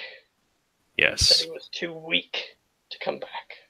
Oh, yeah, but that's not spelled that way. It's 2 E's, isn't it? That's the other one. Oh, it's the other one. And so I guess your character doesn't know that, but either way, he goes, "Yeah, that's what it was trying to say." Okay. Do you know of how to power him? Like, how does your god get power? Because your praying isn't really doing much. At least not when you're praying to this lad. Well, we've been praying to a different deity all this time. Perhaps if we tried praying to him, you might gain a little bit more, but I'll have to spread the word around to see if we can get something going. Yeah. Otherwise, I don't know. Anything else that you wanted, little one? No, just a book. Try and find it. And that's my office now, and I point to where the other guy is. And I need you to help me carry him as well. Well, do you want me to look for the book, or do you want me to... You can look for the book afterwards. Just scare him first. You're the closest one around. Where do you want him? In the prison. I guess that's fair. He was the enemy leader. And he goes into the area, and he picks him up, and he's just barely doing it, but he's doing it. He's still just a priest. He's not like a super strong guy, but he's able to do it. He comes over, he's walking slightly slower, and he goes with you towards the prison area, and just before you reach the outside of one of the prison doors, you hear from the guy, he's starting to wake up. Yeah, welcome back.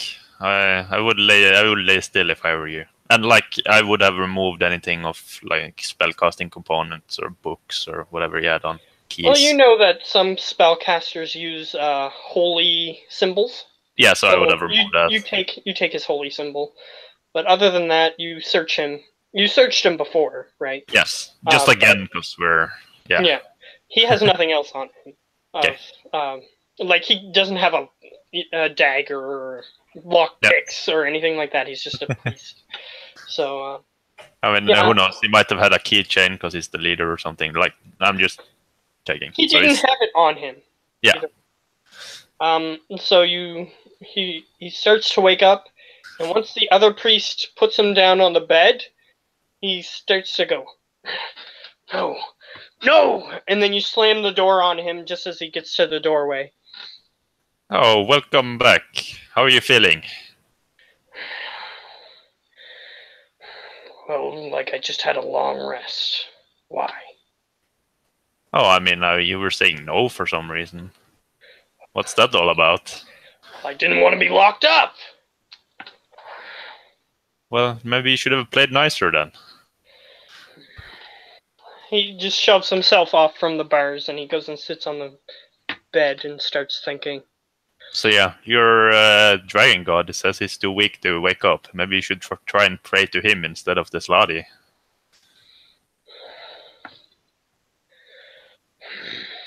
He gets into the other position to contact the slatty, and he starts doing that. And as that happens, he looks over at you and he says, "I don't believe you." And he lays down on the bed. Yeah, well, I guess you just have a low intelligence. It's fine. I might leave. All right. He'll take his insult either way, but he doesn't react. So. So yeah, I wanted to go to the other prison, the one with magic powers or magic siphoning things or whatever that was. Okay, yeah, where the monsters are. Yes. It's one of the other cultists that is being nice to you now is standing near there, and he has part of the stone wall removed, and he's currently fiddling with something near those cells with those monsters in them. What's that you're doing there? He looks up and he says, "Oh, well, you used it before. The big talkie thing. I'm sure you don't really know what it's called. It's called a screen, we call them. But either way, just rerouting the power back to the hibernation beds. I was thinking about possibly putting some of the civilians on them, so that way they don't age during this time of war. But what do you think?" Well, first off, I'm here to speak to our guests. And emotions toward the prison cages. What else do you use the power for other than the hibernation and Well, a minor amount of it we used to use for a teleportation circle. I'm sure you've seen it. Yes, I've made a few myself. I'm not judging, but you don't look like the type. But I'll believe you for now. But either way, we use a minor amount of power for our monitoring station, which is the area that with the fold down screens that showed the different cell blocks. And he says, but we don't usually need this much. And he sort of motions towards the fact that there's 3 of them. So would you be able to make a teleportation station to some of the other cities, like Giao? That's the city, right? No, what's it? Giao was one of them. Yes. Yeah, that's the one I mean. That's the one in the middle of the desert. Yeah. He goes, well, if you could link our teleportation circle to theirs, and he sort of makes a motion. He's like, this is the circle, and if you've made one before, you know what I'm talking about. But I'll explain it anyway. There's the braziers, which is the little things with fires on them that are on pedestals, sort of. He says, you mark each one of those with the symbol corresponding with where you want to go. If you knew what one of those symbols was, then you could link them together. I look a bit confused, but yes. Of course. He goes, perhaps magic has changed since our hibernation, but yes, it's much different when I use it. I just snap my fingers and it's done. Interesting. Perhaps you'll have to teach me sometime, but either way, if they have a teleportation circle, then you can link it with ours using the Did symbol. I don't think I've seen any teleportation symbols, have I? Or was there one in the Old Thieves Guild? There was one in the Old Thieves Guild, but that's a different city than Gaio. But you don't make a history check, actually. History. See if this works out. 14. Luck or sure. No, I'll save it. I might need it. I can't use the last one. All right. So you remember that you definitely had a teleportation circle, but usually only mages would use it, or people from out of city who were being brought in for especially hard missions or whatnot, or consultants that lived too far away, and they would use the teleportation circle. The way that yours is set up, it had multiple predetermined destinations. It's much more complex than the one in this place. So it has many more little circles that go around it that you can put symbols in for different locations. So you could teleport to most of the major cities in the world. But when you were in the Thieves Guild, you didn't really think to check on it. So yeah, I just try to make it sound like the ones I've normally used are so much better, and like try. Yeah. You start to describe it to him, and he goes, "Yeah, well, exaggerate a bit as well."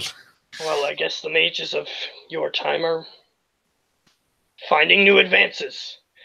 That's good to hear. But as you are probably aware, most of the people left this area due to the low magic concentration, which is why we have to brute force it with this. And he sort of motions towards the cages. Yes.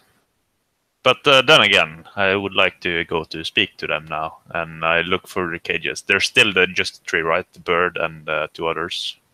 Yeah, they're there, but the stone slabs are in the way, if you remember. Yeah. They were circular doors that opened different ways for each one. So which one do you want to approach first? How about the Naga that wants to kill everything? That seems the most reasonable. Alright, you hear. As you approach the front of the cage. Yes, so how do you enjoy your stay? quite enjoyable. Some different things have been happening. I sense it. So yeah, I had a proposition for you, if you're interested. Deals with evil creatures, huh? You're aware of how those usually go, right? Well, I'm not as bad as they say. Fine. Make your offer. Instead of being a power source here, you should come work for me and help me kill other creature that doesn't work for me.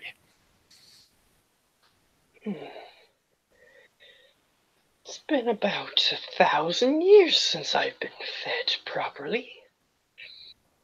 That could also change. Any other stipulations on your part? You would have to be loyal to me and you would have to sign this document. I haven't written it yet, but I will in a moment. You're aware Naga don't have hands, correct? You can sign it with your blood. A blood contract. Wonderful. Well, when it's ready, let me know. For Okay. now, I would like to rest. Okay, so no, actually, let me approach the Uni as well. The first. Alright. He goes. You hear coming from within. It seemed before you couldn't really hear them from within unless if you knocked on the door. It seems like him messing with the settings is allowing them to be more coherent, more aware of what's going on around them. So you hear him breathing heavily within. Greetings. It's been a while since we last spoke. He instinctively starts speaking in giant. Yeah, you would have to speak in another tongue. So he goes, "Apologies, young one. I simply said greetings." And greetings, I said to him in Undercommon. You say that in Undercommon? He goes, "I don't speak that one." Apologies, my big one. I was just... Yeah, you get the point. He goes, "Touche." I had a proposition for you, or well, before we get on that, how about some small talk? How are you enjoying your stay here? Well, not having to eat, the suppression of hunger is quite fascinating, but the space is quite small.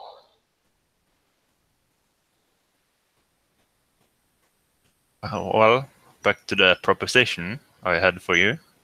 You see, I need new employees, big ones like yourself, to help me control this area and fight other things. You are aware of my kind's reputation. That you eat the young? Well, younger the better, but yes. As long as you don't eat any of the youngs in our camp, that will not be an issue. If you go and eat the youngs of my enemies, that's a different story. You can have a feast for all I care. Never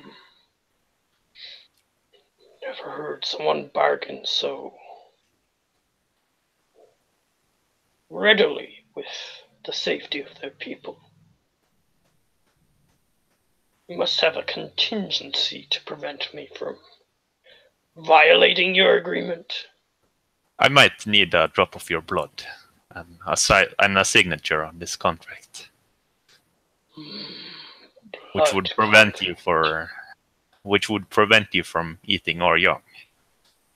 But it would not a blood oath, yes. But it would not prevent you from eating the youngs of my enemies. It's been a while since I've made a blood oath. Our kind, if we share blood, it's usually for the purpose of becoming brothers.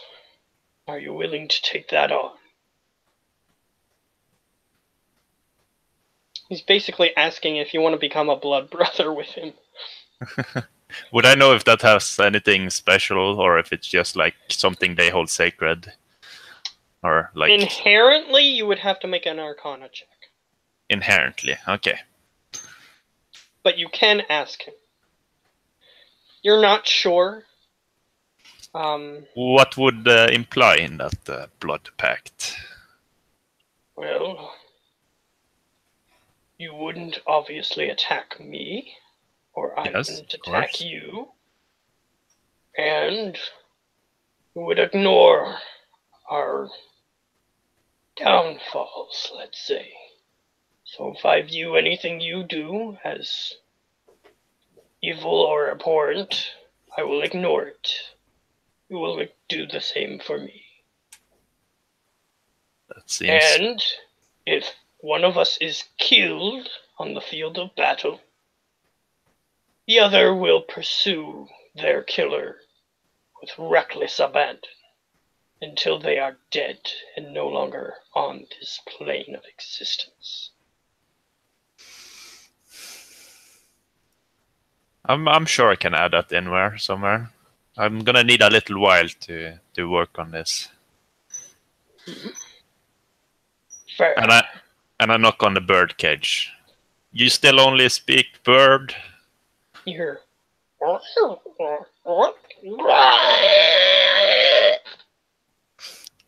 And the guy is actually working next to this guy's cage, and he goes, "Well, I overheard that you were planning to free them. You sure that's wise?" I have some tricks up my sleeve. All right. I'll defer to you for now, but if anything bad happens, just allow me to say I told you so. Permission denied. Fine, I'll just glare at you. Either way, you can't speak to this thing. Yeah, it'll just be our power source then. You said we didn't need as much anyway, so we can keep this one. But if you really wish to communicate with it, I can help you with that. Oh. Well, sure. He taps you on the shoulder, and then he goes, "Go ahead." So you still only speak bird, or can I speak bird and I start making bird noises? It goes, "Don't insult me!" You understand it in common. Oh, so you speak common now. And I make bird noises. No! You Oh. simply understand what I speak in a language you understand. Fool. Oh, okay. Well, so are you getting a lot of bird seeds? I don't remember the last time I was fed! And he hears the loud screeching noise. But you hear it actually as words. Well, I had a proposition for you. As I had for the others. Free me! I'll Well, do whatever you want. All right. I'll come back to you in a little while. I just need a drop of your blood on a piece of paper, and I'll free you. A minor injury for freedom? I agree. Now let me go! And you hear the banging on the other side. Hang on. And I walk back to like some desk or something. All right. There's you can go back to the room where you had to arrange the furniture in order to get into this back area. Yeah. You can go there. There's tables there. Okay. I make sure it's not in any bird languages, and I even do it in halfling. Okay. A contract which basically states that by signing this contract, you agree to be under complete. You agree to follow every orders of me, basically, Howler. Grand Admiral. Yeah. Oh yeah, he's a forgery guy. He has a forgery kit and everything. So that means he has skills in like the flourishes that normal. Yeah. I will normal probably would have. use my full name, like the Garrett Howling Hill, instead. So Yeah, you can put if someone has a nickname, usually if it's put into a contract, you can put it in quotes in the middle of their name, if you know what I mean. So you can do that. Yeah, and I like keep writing, like make sure that he has to follow every order I say. He cannot touch anyone that lives in this camp unless they're my enemy. Basically, preventing him from hurting anyone I know or anyone that's not my enemies. Right. Like very strict, like putting as lot of limitations I can, where he can basically not do anything without breaking it. It only like defend this area, and like what he does to my enemies, it's up to him. All right. And that he has to come to defense if this place ever needs it. It's the defense, basically. Okay. And not like raid the food supplies or anything immediately. So I try to be very careful to get as many limitations as possible. All right. For the bird specifically. Okay. So it's like I spend a lot of time to make sure I can think of everything. Like he has to follow every order and have to come when summoned and all of that stuff. So basically, you're writing a slavery contract. Yes. Yes. Basically, that's it. Okay. So you're basically going to enslave him if he agrees to the contract. Yes. Okay. I'll say that you sufficiently put in enough, subtext to say, not just come when ordered, but like you have to verbally speak, and you go all the way. You say when you verbally speak a command, blah blah blah blah. This has to happen, and this has to happen, and the command has to be followed through to the letter. You just go completely overboard with the wording. Yes. So that's the one for him. For the other two, I'm gonna put it in one basically. Mm-hmm. It's just whoever signs it becomes loyal to Howler and will aid him against his enemies. Mm-hmm. And will be and basically that they cannot attack my allies. They can do as they please with my enemies. So basically, like the Uni said, if he goes to eat the children of my enemies, that's fine, just as long as he doesn't hurt anyone that's allied to me. Mm-hmm. And he said we will ignore each other's evil doings, as he put it. Mm-hmm. Just like some of the things. I'm gonna leave out like. Or for the hunting until they're on another plane, I'm gonna leave that a bit vague. So if one of us dies, we're gonna hunt for him, but like not. So that in that way, I could like, yes, I'm starting the hunt. 1 year later, I got a bit closer. It's basically the idea. Okay, so you have a feeling that the Oni is going to take this a little bit more seriously if you die than if he dies. But, yes. Either way. Like, I'm hoping he's not too great on the fine print on that point, but like the other stuff he wanted is there. Mm-hmm. Okay. And yeah, basically that they are not able to hurt any of my allies or anyone coming to camp or anything unless they're my enemy or they're covered in shadow. And shadow is I'm gonna make shadow very specific, not like just he's standing in a shadow, kill him. Yeah. So, okay. Yeah. So I'm gonna be very specific with the black inkiness that you refer to as shadow. Yes. And I assume you're going to put a stipulation in that the only way that any of these things can be overridden is by your direct order. And I assume that you're going to put a stipulation in that if you order them to do something, they have to obey to their best ability, basically. Yes, to their best ability. Okay. So yeah, and like they're I'll keep it like that for now. All right. So yeah, first I'll go up to the bird. He goes. The engineer guy is. Or no, I'll wait with the bird because that's a bit like I don't want the bird to like squeak it's enslaved and everything first. So I'm gonna go to the other people. Okay. So who are you starting with? I'll start with the Oni, because why not? Okay, he's the one that's furthest down the hallway, so you just head there, and the engineer walks up to you.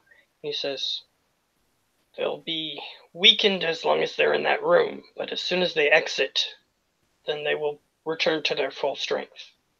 Are you still sure you want to do this?" Of course I am. And by the way, would you mind signing this? He looks at I share the first one, not the enslavement mod. Okay, so you want the engineer guy to sign that? Yeah, sure, why not? Okay.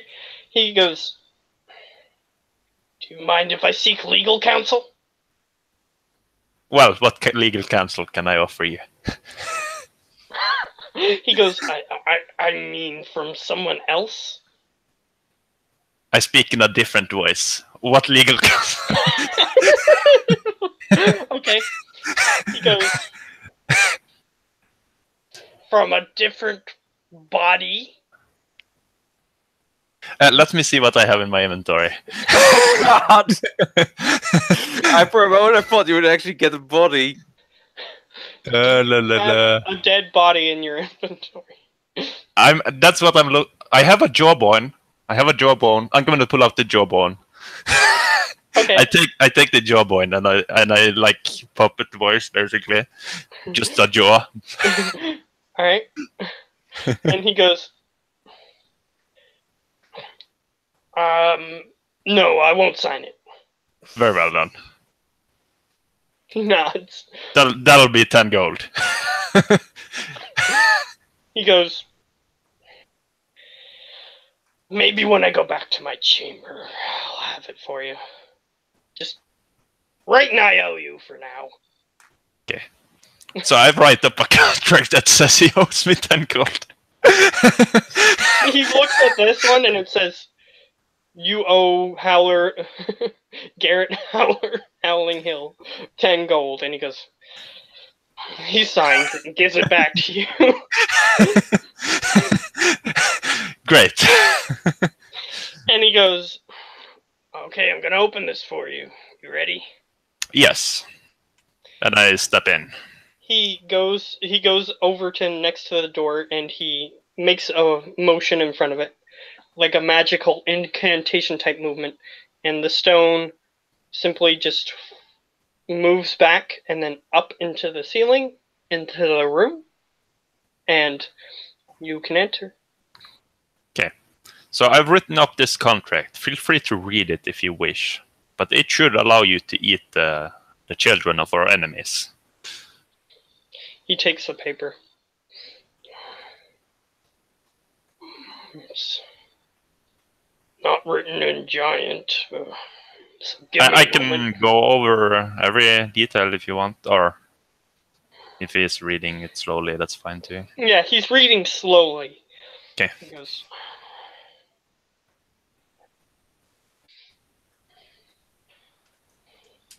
"Seems good enough from one of your kind." He takes his super long claw-like fingernail and he slices across his wrist. And he takes the paper in his other hand and he just drips 3 drops onto the page. And then he just rubs his wrist a little bit and hands the paper back to you. Okay, you're free to go. And you look at the page. and the blood actually drips onto the signature line, and it doesn't stain the page. It's like the blood can't soak into the page, and it just drips down the paper until it gets onto the signature line. And it says, the devil of, which one was it? The name says the devil of Serpentine Falls. Oh, It the doesn't devil give of any other name. Serpentine Falls. Not a bad name. He goes, I didn't give it to myself. And he ducks under the door, and he looks around, and he cracks his neck. And the engineer is looking at him. If anyone's scared of you, just tell them you work for me. You work for, and I give my full title. Alright. He goes, sure. And he looks down at the engineer. The engineer is just watching him warily. And he goes, sorry, I'm just a bit hungry. As he starts to stumble off. So he stumbles down the hallway. He's very tall compared to the hallway, so he's basically like crouched down the entire way out of here. And he has a hard time squeezing out of the door, but he manages to do so. And then I go for the Naga. So are you ready for your turn? Sure. Why not? Like, is there like reading room or something? Like I could just put the paper through instead? No. Okay, so I have to go. He sort of just motions for the door to open. Yep. The door slides in and opens up. And you walk in, and as long he said before he opens the door, I'll say he says, "You look worried, but don't worry. They can't leave the room unless they give expressed permission to do so, and I haven't given it yet for this creature. So say the word. You're ready." All right. And I walk into the room.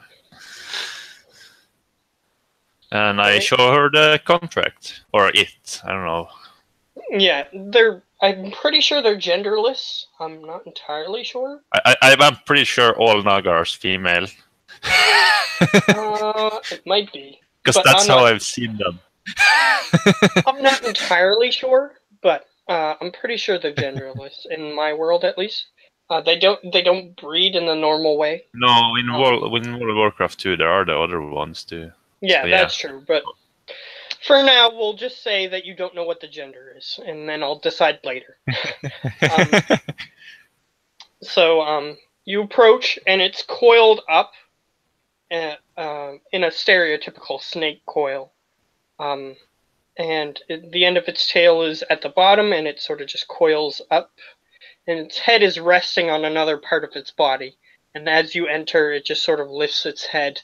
It's black, and it sort of looks like a cobra, except its design is red. Its base color is pure red, like blood red color. And the design on the back of its hood and everything that goes down the rest of its body is black. And it looks up at you.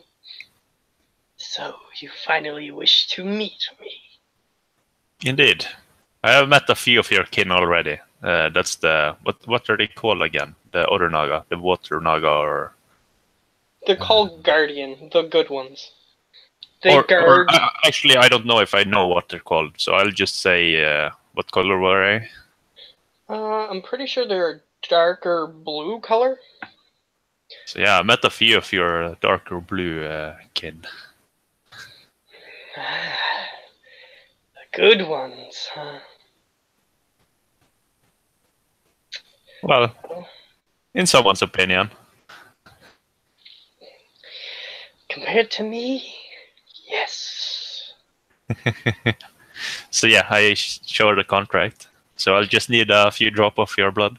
Because it can be the same contract, right? Like, Yeah, you can have multiple signees on the same contract.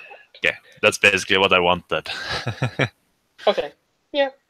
So it begins to look over the contract and it says, so the devil was caught. I guess that's who my roommate was. Indeed it was. And what would your name be? Well, you'll find out soon enough. And it reads over the contract. And as it does so, it once in a while glances up to you and moves its head towards you a little bit. And you know that it can't attack you while it's in this room, so you know that it's not going to harm you. And Okay. it sticks its tongue out at you, tasting the air around you. Perhaps it's gathering some sort of information that it wants before deciding. And then it looks down and says, so you became blood brothers with the devil. Sort of. I guess you could call it that. I don't have a typical blood brother name. It's not a halfling tradition. I would assume not, but I suppose we could enter a blood brother pact together as well. I don't mind. Yes. So it's basically the contract that says the bloodborne. It's not like we actually did it. Is that right? Yeah, it's not like your spirits are linked in some sort of okay. I'm just checking so it didn't just happen without... Yeah, but it is a magical contract, so inevitably you will be magically upheld to that your end of the bargain if it does so happen. But that's why I left it a bit vague in the hunting down part. Yeah, but it's still unvague enough that you will still have to inevitably try. Yes, I would have to try, but I could give up. Yeah, you could end up giving up, but in the end, the contract might do something if you try to give up, but you'll have to see when that happens. Yes. It sort of just curls in its bottom lip and just bites it with its fangs, and it just leaves this little trickle of blood down its chin, and it just moves its chin over the paper, and it goes, and then it moves back. Blood's still dripping from it, but it seems like it doesn't care at the moment. And it so let's see what your name is. Alright, you watch the blood goes around the page mystically, and this one's name is Saatha, which is Saathaa. Maybe I should write this down in this table here. Hang on. Set there. I'm gonna actually update this a little bit. The first one was Devil of Serpent Falls. Yeah. Yes. The Oni I'll say that they talk to you a little bit later. And the origin on that name is that there's a place in the forest called Serpent Falls, and it made its cave dwelling there underneath the falls, and they captured it there after it ate a bunch of their children. So that's why it got that nickname. And Saatha, Saathaa. Okay, 2 A's. Yeah.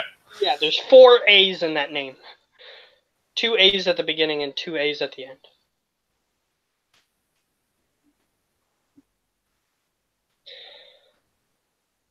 Yeah. So you kind of have to hold the A when you say it a little bit. And he goes, or the creature goes, well, nice doing business with you, I guess.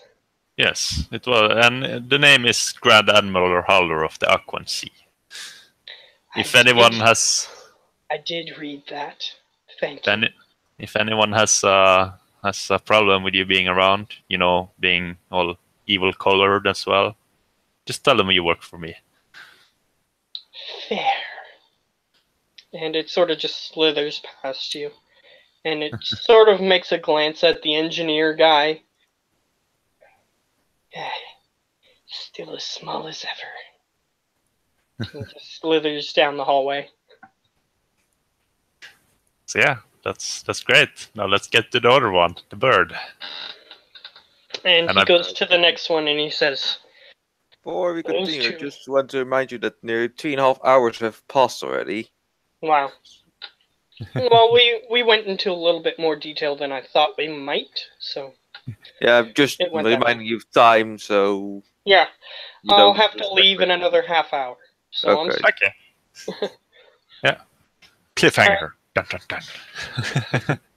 I'm trying to get you past the day because people went through the day, which is why I got you to do this. So, yeah, you wanted to do a lot on the first day, which is fine. So yeah, just one day while you're gone, all this shit is happening. That's great. Yeah, you didn't notice that they were gone because you were I haven't busy. noticed that they're gone yet. Like, I've been busy. Yeah, you've been making sure that everything's good. You're not curious why anyone has gone, why you haven't seen anyone yet. I saw you earlier today. You were talking to the...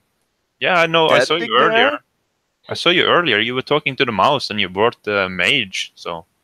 Yeah, but have you passed that area again? Yes, he has. But and I figured you got sick of it. Like, why would you stand there for so many hours looking at the mouse? That doesn't make sense. Yeah, but is the mouse still there in that same... He didn't care.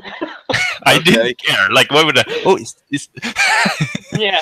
Well, you might have noticed something. It just be standing there, looking, spinning like crazy, perhaps.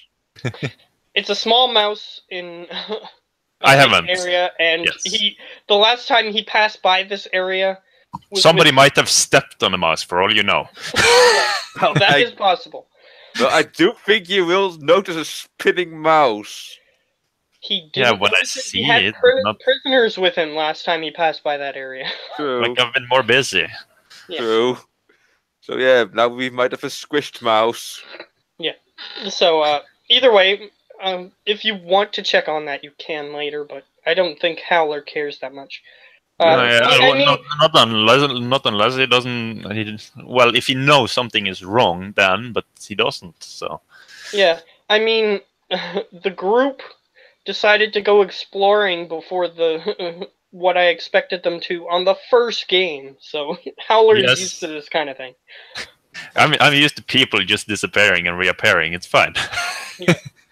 Going off and exploring on their own, that sort of thing. But either way, what were you doing? You were in front of the bird. I were going to the bird. Can you do that trick again? It was really helpful. He opens the door. And you see... Well, it's hiding in the dark. I meant to speaking with the bird. He says, "You still have it." Oh, okay. So yeah, it lasted. So yeah, you can hear me right now. Are you talking to the bird? No, I'm talking to him, but like then I just changed with the same, as loud as I was speaking earlier, basically. So you can hear me right now. Yes. I cast comprehend languages on you. Huh. So I can comprehend any language you speak as a language I can understand. And whatever I speak, you can understand as a language you can understand. And the same with the bird. All right. So yeah, bird, are you ready? I set the other two free. Now it's your turn. All I need is a drop of your blood. Let me out! I handed the contract. Just drip your blood on this, and you'll be let out. Alright, and as you enter the room, you notice that it has a bird-like face, and it's purple in color, and it's just sort of poking its head out from the darkness, and it looks at you and it says, "Paper." Yes, and I just hold it up. Like I'm not making it easy to read. I'm just drop your blood here. It looks at the paper and it says, I can't read anyway. Yeah, well, do you want to get out of here or not? Well, it's up to you. I can just leave. I mean, we need one power source anyway. It just sort of hisses at you a little bit, and then it comes out of the shadows, and it has like a turtle-like shell for its back, and it has hooked claws that it's using to pull itself forward, and it has these dog or dragon-esque like feet that it's currently standing on its hind legs, and it's using its claws to help pull itself forward, and then it just looms over you, and it says, "Blood, make." Okay, so I cut it a little in the arm or something, like where it seems safe to cut.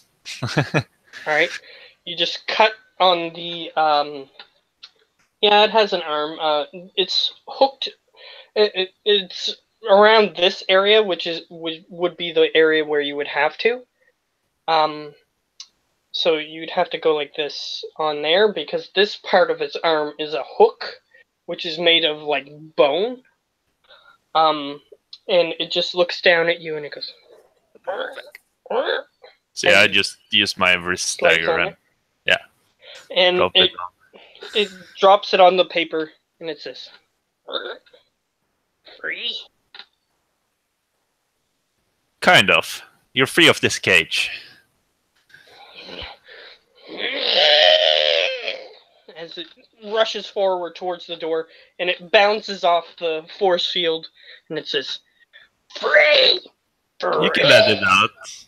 And the engineer gives it permission to be free, and as that happens, it immediately rushes out, and it tries to leap onto him, and then it goes, and it puts its hooks up to its head, and it goes, "What you do me? What you do?" I'll let you out of the cage. And it tries And to don't- attack the engineer again, and then it goes. And don't leave the camp until you have my permission. "What you do, small thing?" And it tries to attack you, and then it goes and falls to the floor. And it's just breathing heavily. Well, reading is a very valuable skill. You should pick it up. "You bad small!" And it tries to swipe at you again, and it goes and falls back. Hey, I'm not the one trying to attack people there. And it just rolls onto its turtle shell-like back. And it goes. And the engineer says, "Well, I guess you did have a contingency plan. You like it? It works, I guess." So yeah. "Well, though that means that we won't have any magical abilities, like mechanical magical abilities here. Like Something else." how many people would you need to run this? Like, because they don't have to eat or anything. I mean, it could be a nice prison if we have any temporary prisoners. Or does it drain? You know what? We found it too cruel to put anything that wasn't evil inside. But now that you mention it, he means inherently evil. He goes, "Perhaps we could put some of our prisoners in here." I mean, it's just temporary until we figure, and then we won't have to feed them either because we have food shortages. So it kind of good solves point. two problems. Well, I heard that you were putting people away while you were signing that stuff. I sort of walked out behind you and got some of the news of the day, and heard that you locked some people up. You want to throw them in there for now? Yeah, that was the idea. I mean, it's either that or have them stuffed in a jail cell. It's the same thing, really, if you think about it. As long as this doesn't hurt them. I mean, look how long these creatures have lived. You're right. It uses just enough life essence to keep them alive, but these creatures were powerful enough to make it worth it. And the magic kept feeding on itself, if you get my meaning. He's basically describing it used a little bit of power to keep them alive, but the power it was generating from their life force afterward Was more. So it Yes. was basically perpetual motion machine, if that's the word. Just a second, actually.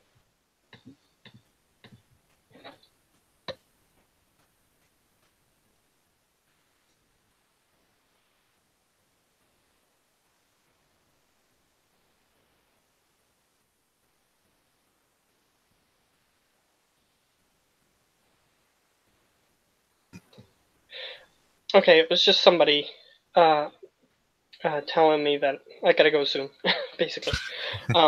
So yeah, we're fine. So Just go when you have to. yeah. They said we were leaving at 5. They just wanted to remind me. They were being nice. Okay. Yeah. He basically says, but if we keep a few more people here, we might not be able to generate as much power from each block. But we would have some, and like there's room for more than one in each cell. So a lot of them would be more than one powerful creature. Yes, true, but they would need more food, so we'd only be generating a little off of each one, but it would be more depending on how many we put in, is what I'm trying to. So we're still going in the positives. Yes. So it would still generate something, but it might not be able to generate that huge screen. Now that you think about it, is it really that inhumane? I'm trying to convince him that it's not inhumane because we're keeping them alive and feeding them, and they're prisoners anyway. It's basically the thought. Well, since we're in a state of emergency, I suppose that's actually practical thinking. We have to be practical these days, so it's settled then. All right, if you can get somebody to escort them over. Okay. So yeah, I go and get and that's great because we could swap them out later if we manage to get a powerful enemy and subdue him. That means we have somewhere to put them in and make them sign the new contract. It would have been something good for that tabaxi that you killed unceremoniously. It was a vote. We're democracy. Yeah. When we're agreeing with me, then it's a democracy. Yeah. So for Geo's sake, and to remind anybody who's watching this again, it was a long time ago. One of the first member of the Shadow Six was locked up, and he basically admitted that he was going to do bad things if he got the opportunity to.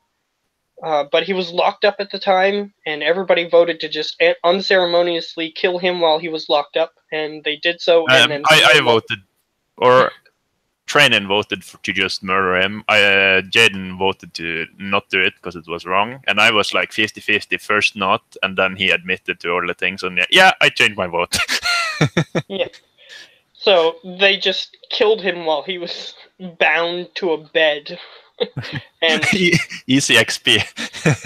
yeah, and they just dumped his body in the ocean. So yeah, that happened.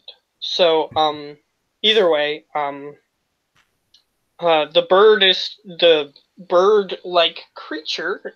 It seems to have a bird head, but the rest of it is some other weird thing. And the engineer says, well, that hook horror is under your control. What do you want to do with it? Yes. Help me escort the prisoners. And follow me this way. All right. And it tries to get up and attack you, and then it goes... and then it goes...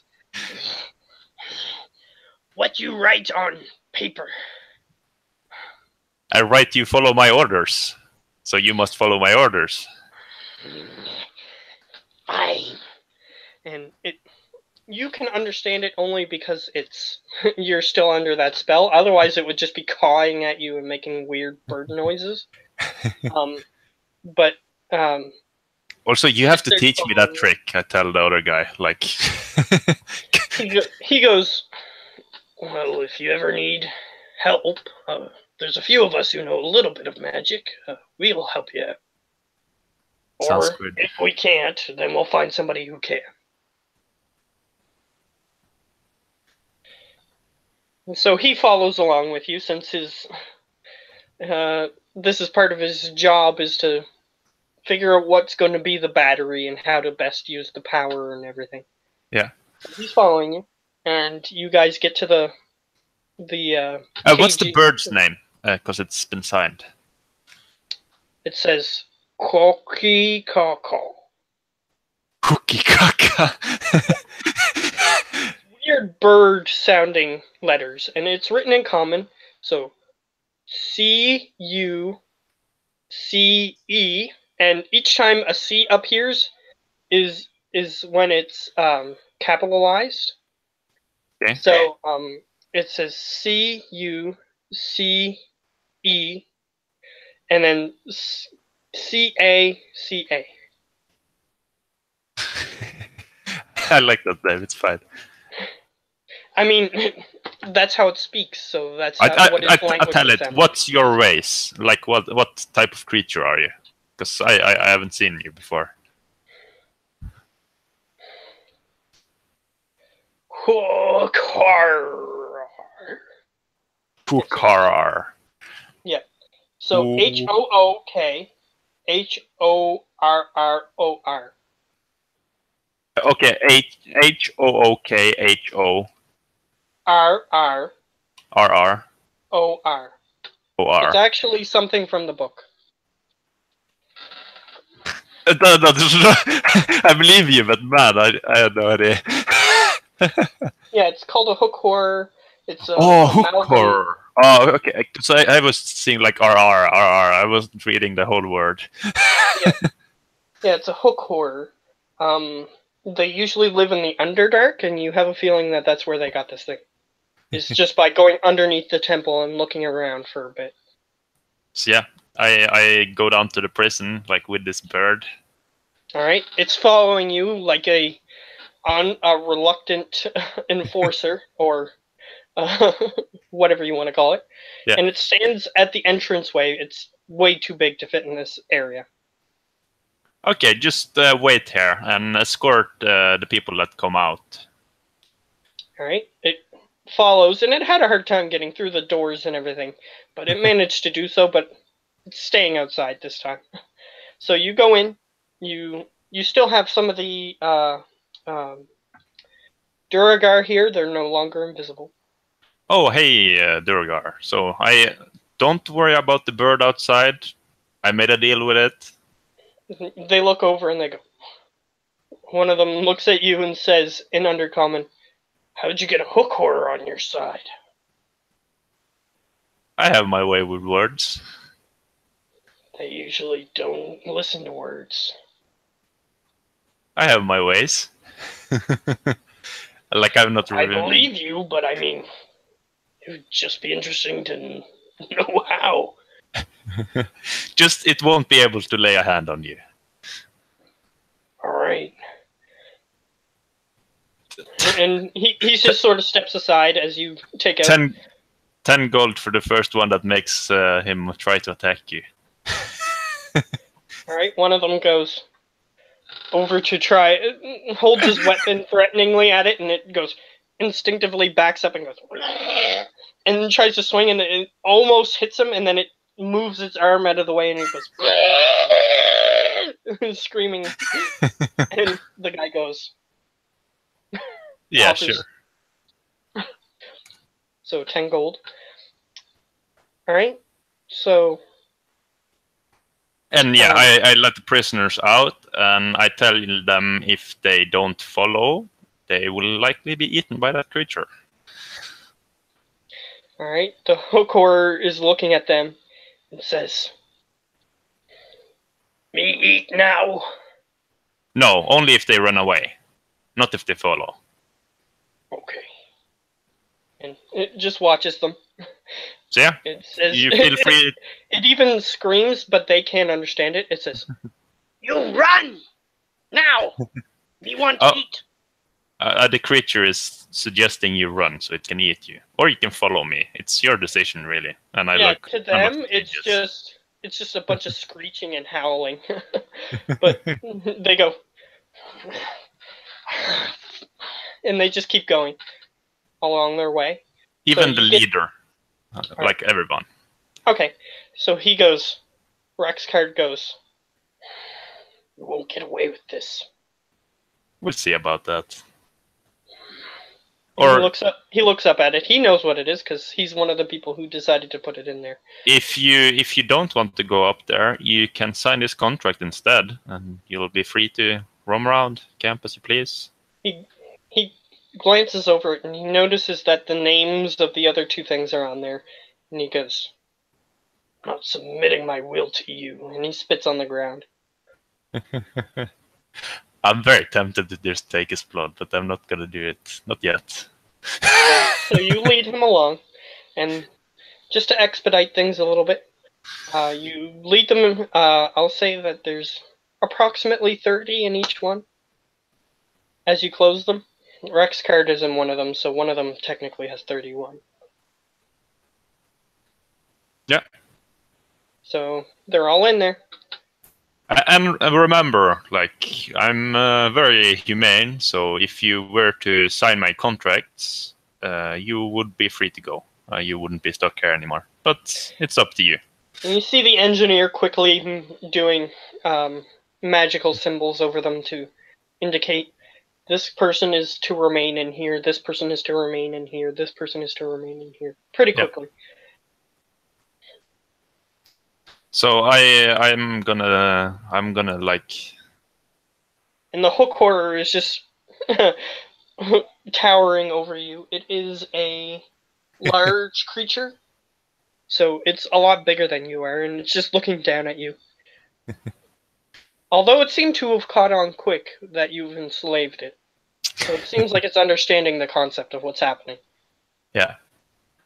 So I'm gonna. Yeah, I'm basically just gonna tell both the cells that if they wanna change their living conditions, like basically if they don't want to get out of here, they would just have to set up a meeting. I'm always willing to hear them out. All right. And the engineer says, "Well, one of us will be close by at all times. Yep. To see if anybody gives in." And he continues setting up the next one. They can't leave the room, but the doors are open since you're still talking to them.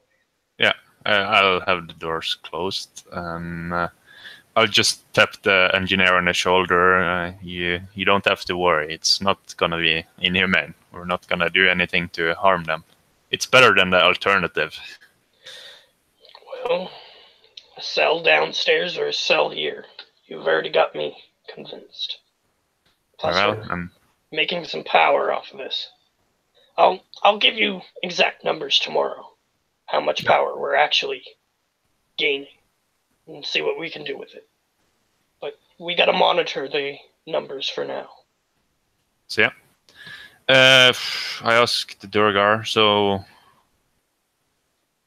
yeah, one of them is with you. Do you guys wanna return to your camp, or do you wanna some of you wanna be stationed around up here? Well, some of your other gang didn't quite trust us. Well, I'm very trusting. And I look towards the bird, not telling what I've done. He looks up at it and he goes, "Prayer. We'll take our contingent back for now, and me and anybody else who wishes to come back up will speak with Lady Dareth and we'll discuss sending a contingent up here. It's... So, just not immediately. I just want to get word confirmation. Of course. I understand. And we're allies now. He nods. All right, just let's try to get our affairs in order first, and then we'll definitely be in touch. We may have. And if you happen to come across any Grell, let me know. I'm kind of running low. He nods, and then he goes, "We'll send that weird elf guy. What was his name? Yeah.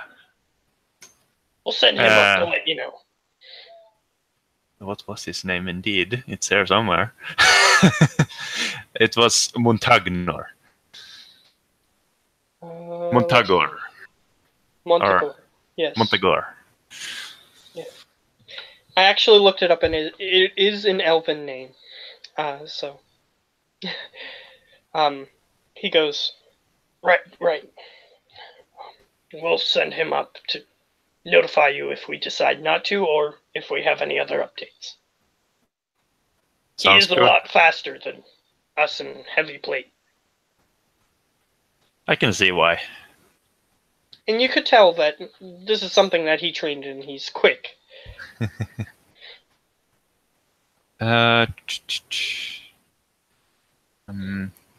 And I got 5 minutes, so any last things that you want to do before your character goes to sleep? Like the Durgot gets sent off, the bird. He's just gonna make the second top floor. Is that like the quarters and stuff? Yeah. So yeah, he's gonna claim one of the big quarters then, probably, and set it up. Nobody argues. And anybody who would is currently locked away. Sounds like a great situation. It's basically what you had back in Palazzo della Montagna. I mean, and if any of your political enemies would just get locked up. So it's pretty much what you had before. Yes. This suits me, and I like this place much better now. So I just have the bird as like my guard, so it's like my personal bodyguard now. So when I sleep, it's guarding the door. All right. It manages to just barely get into the hallway, and it takes up most of the hallway. And it just sort of sits next to the door.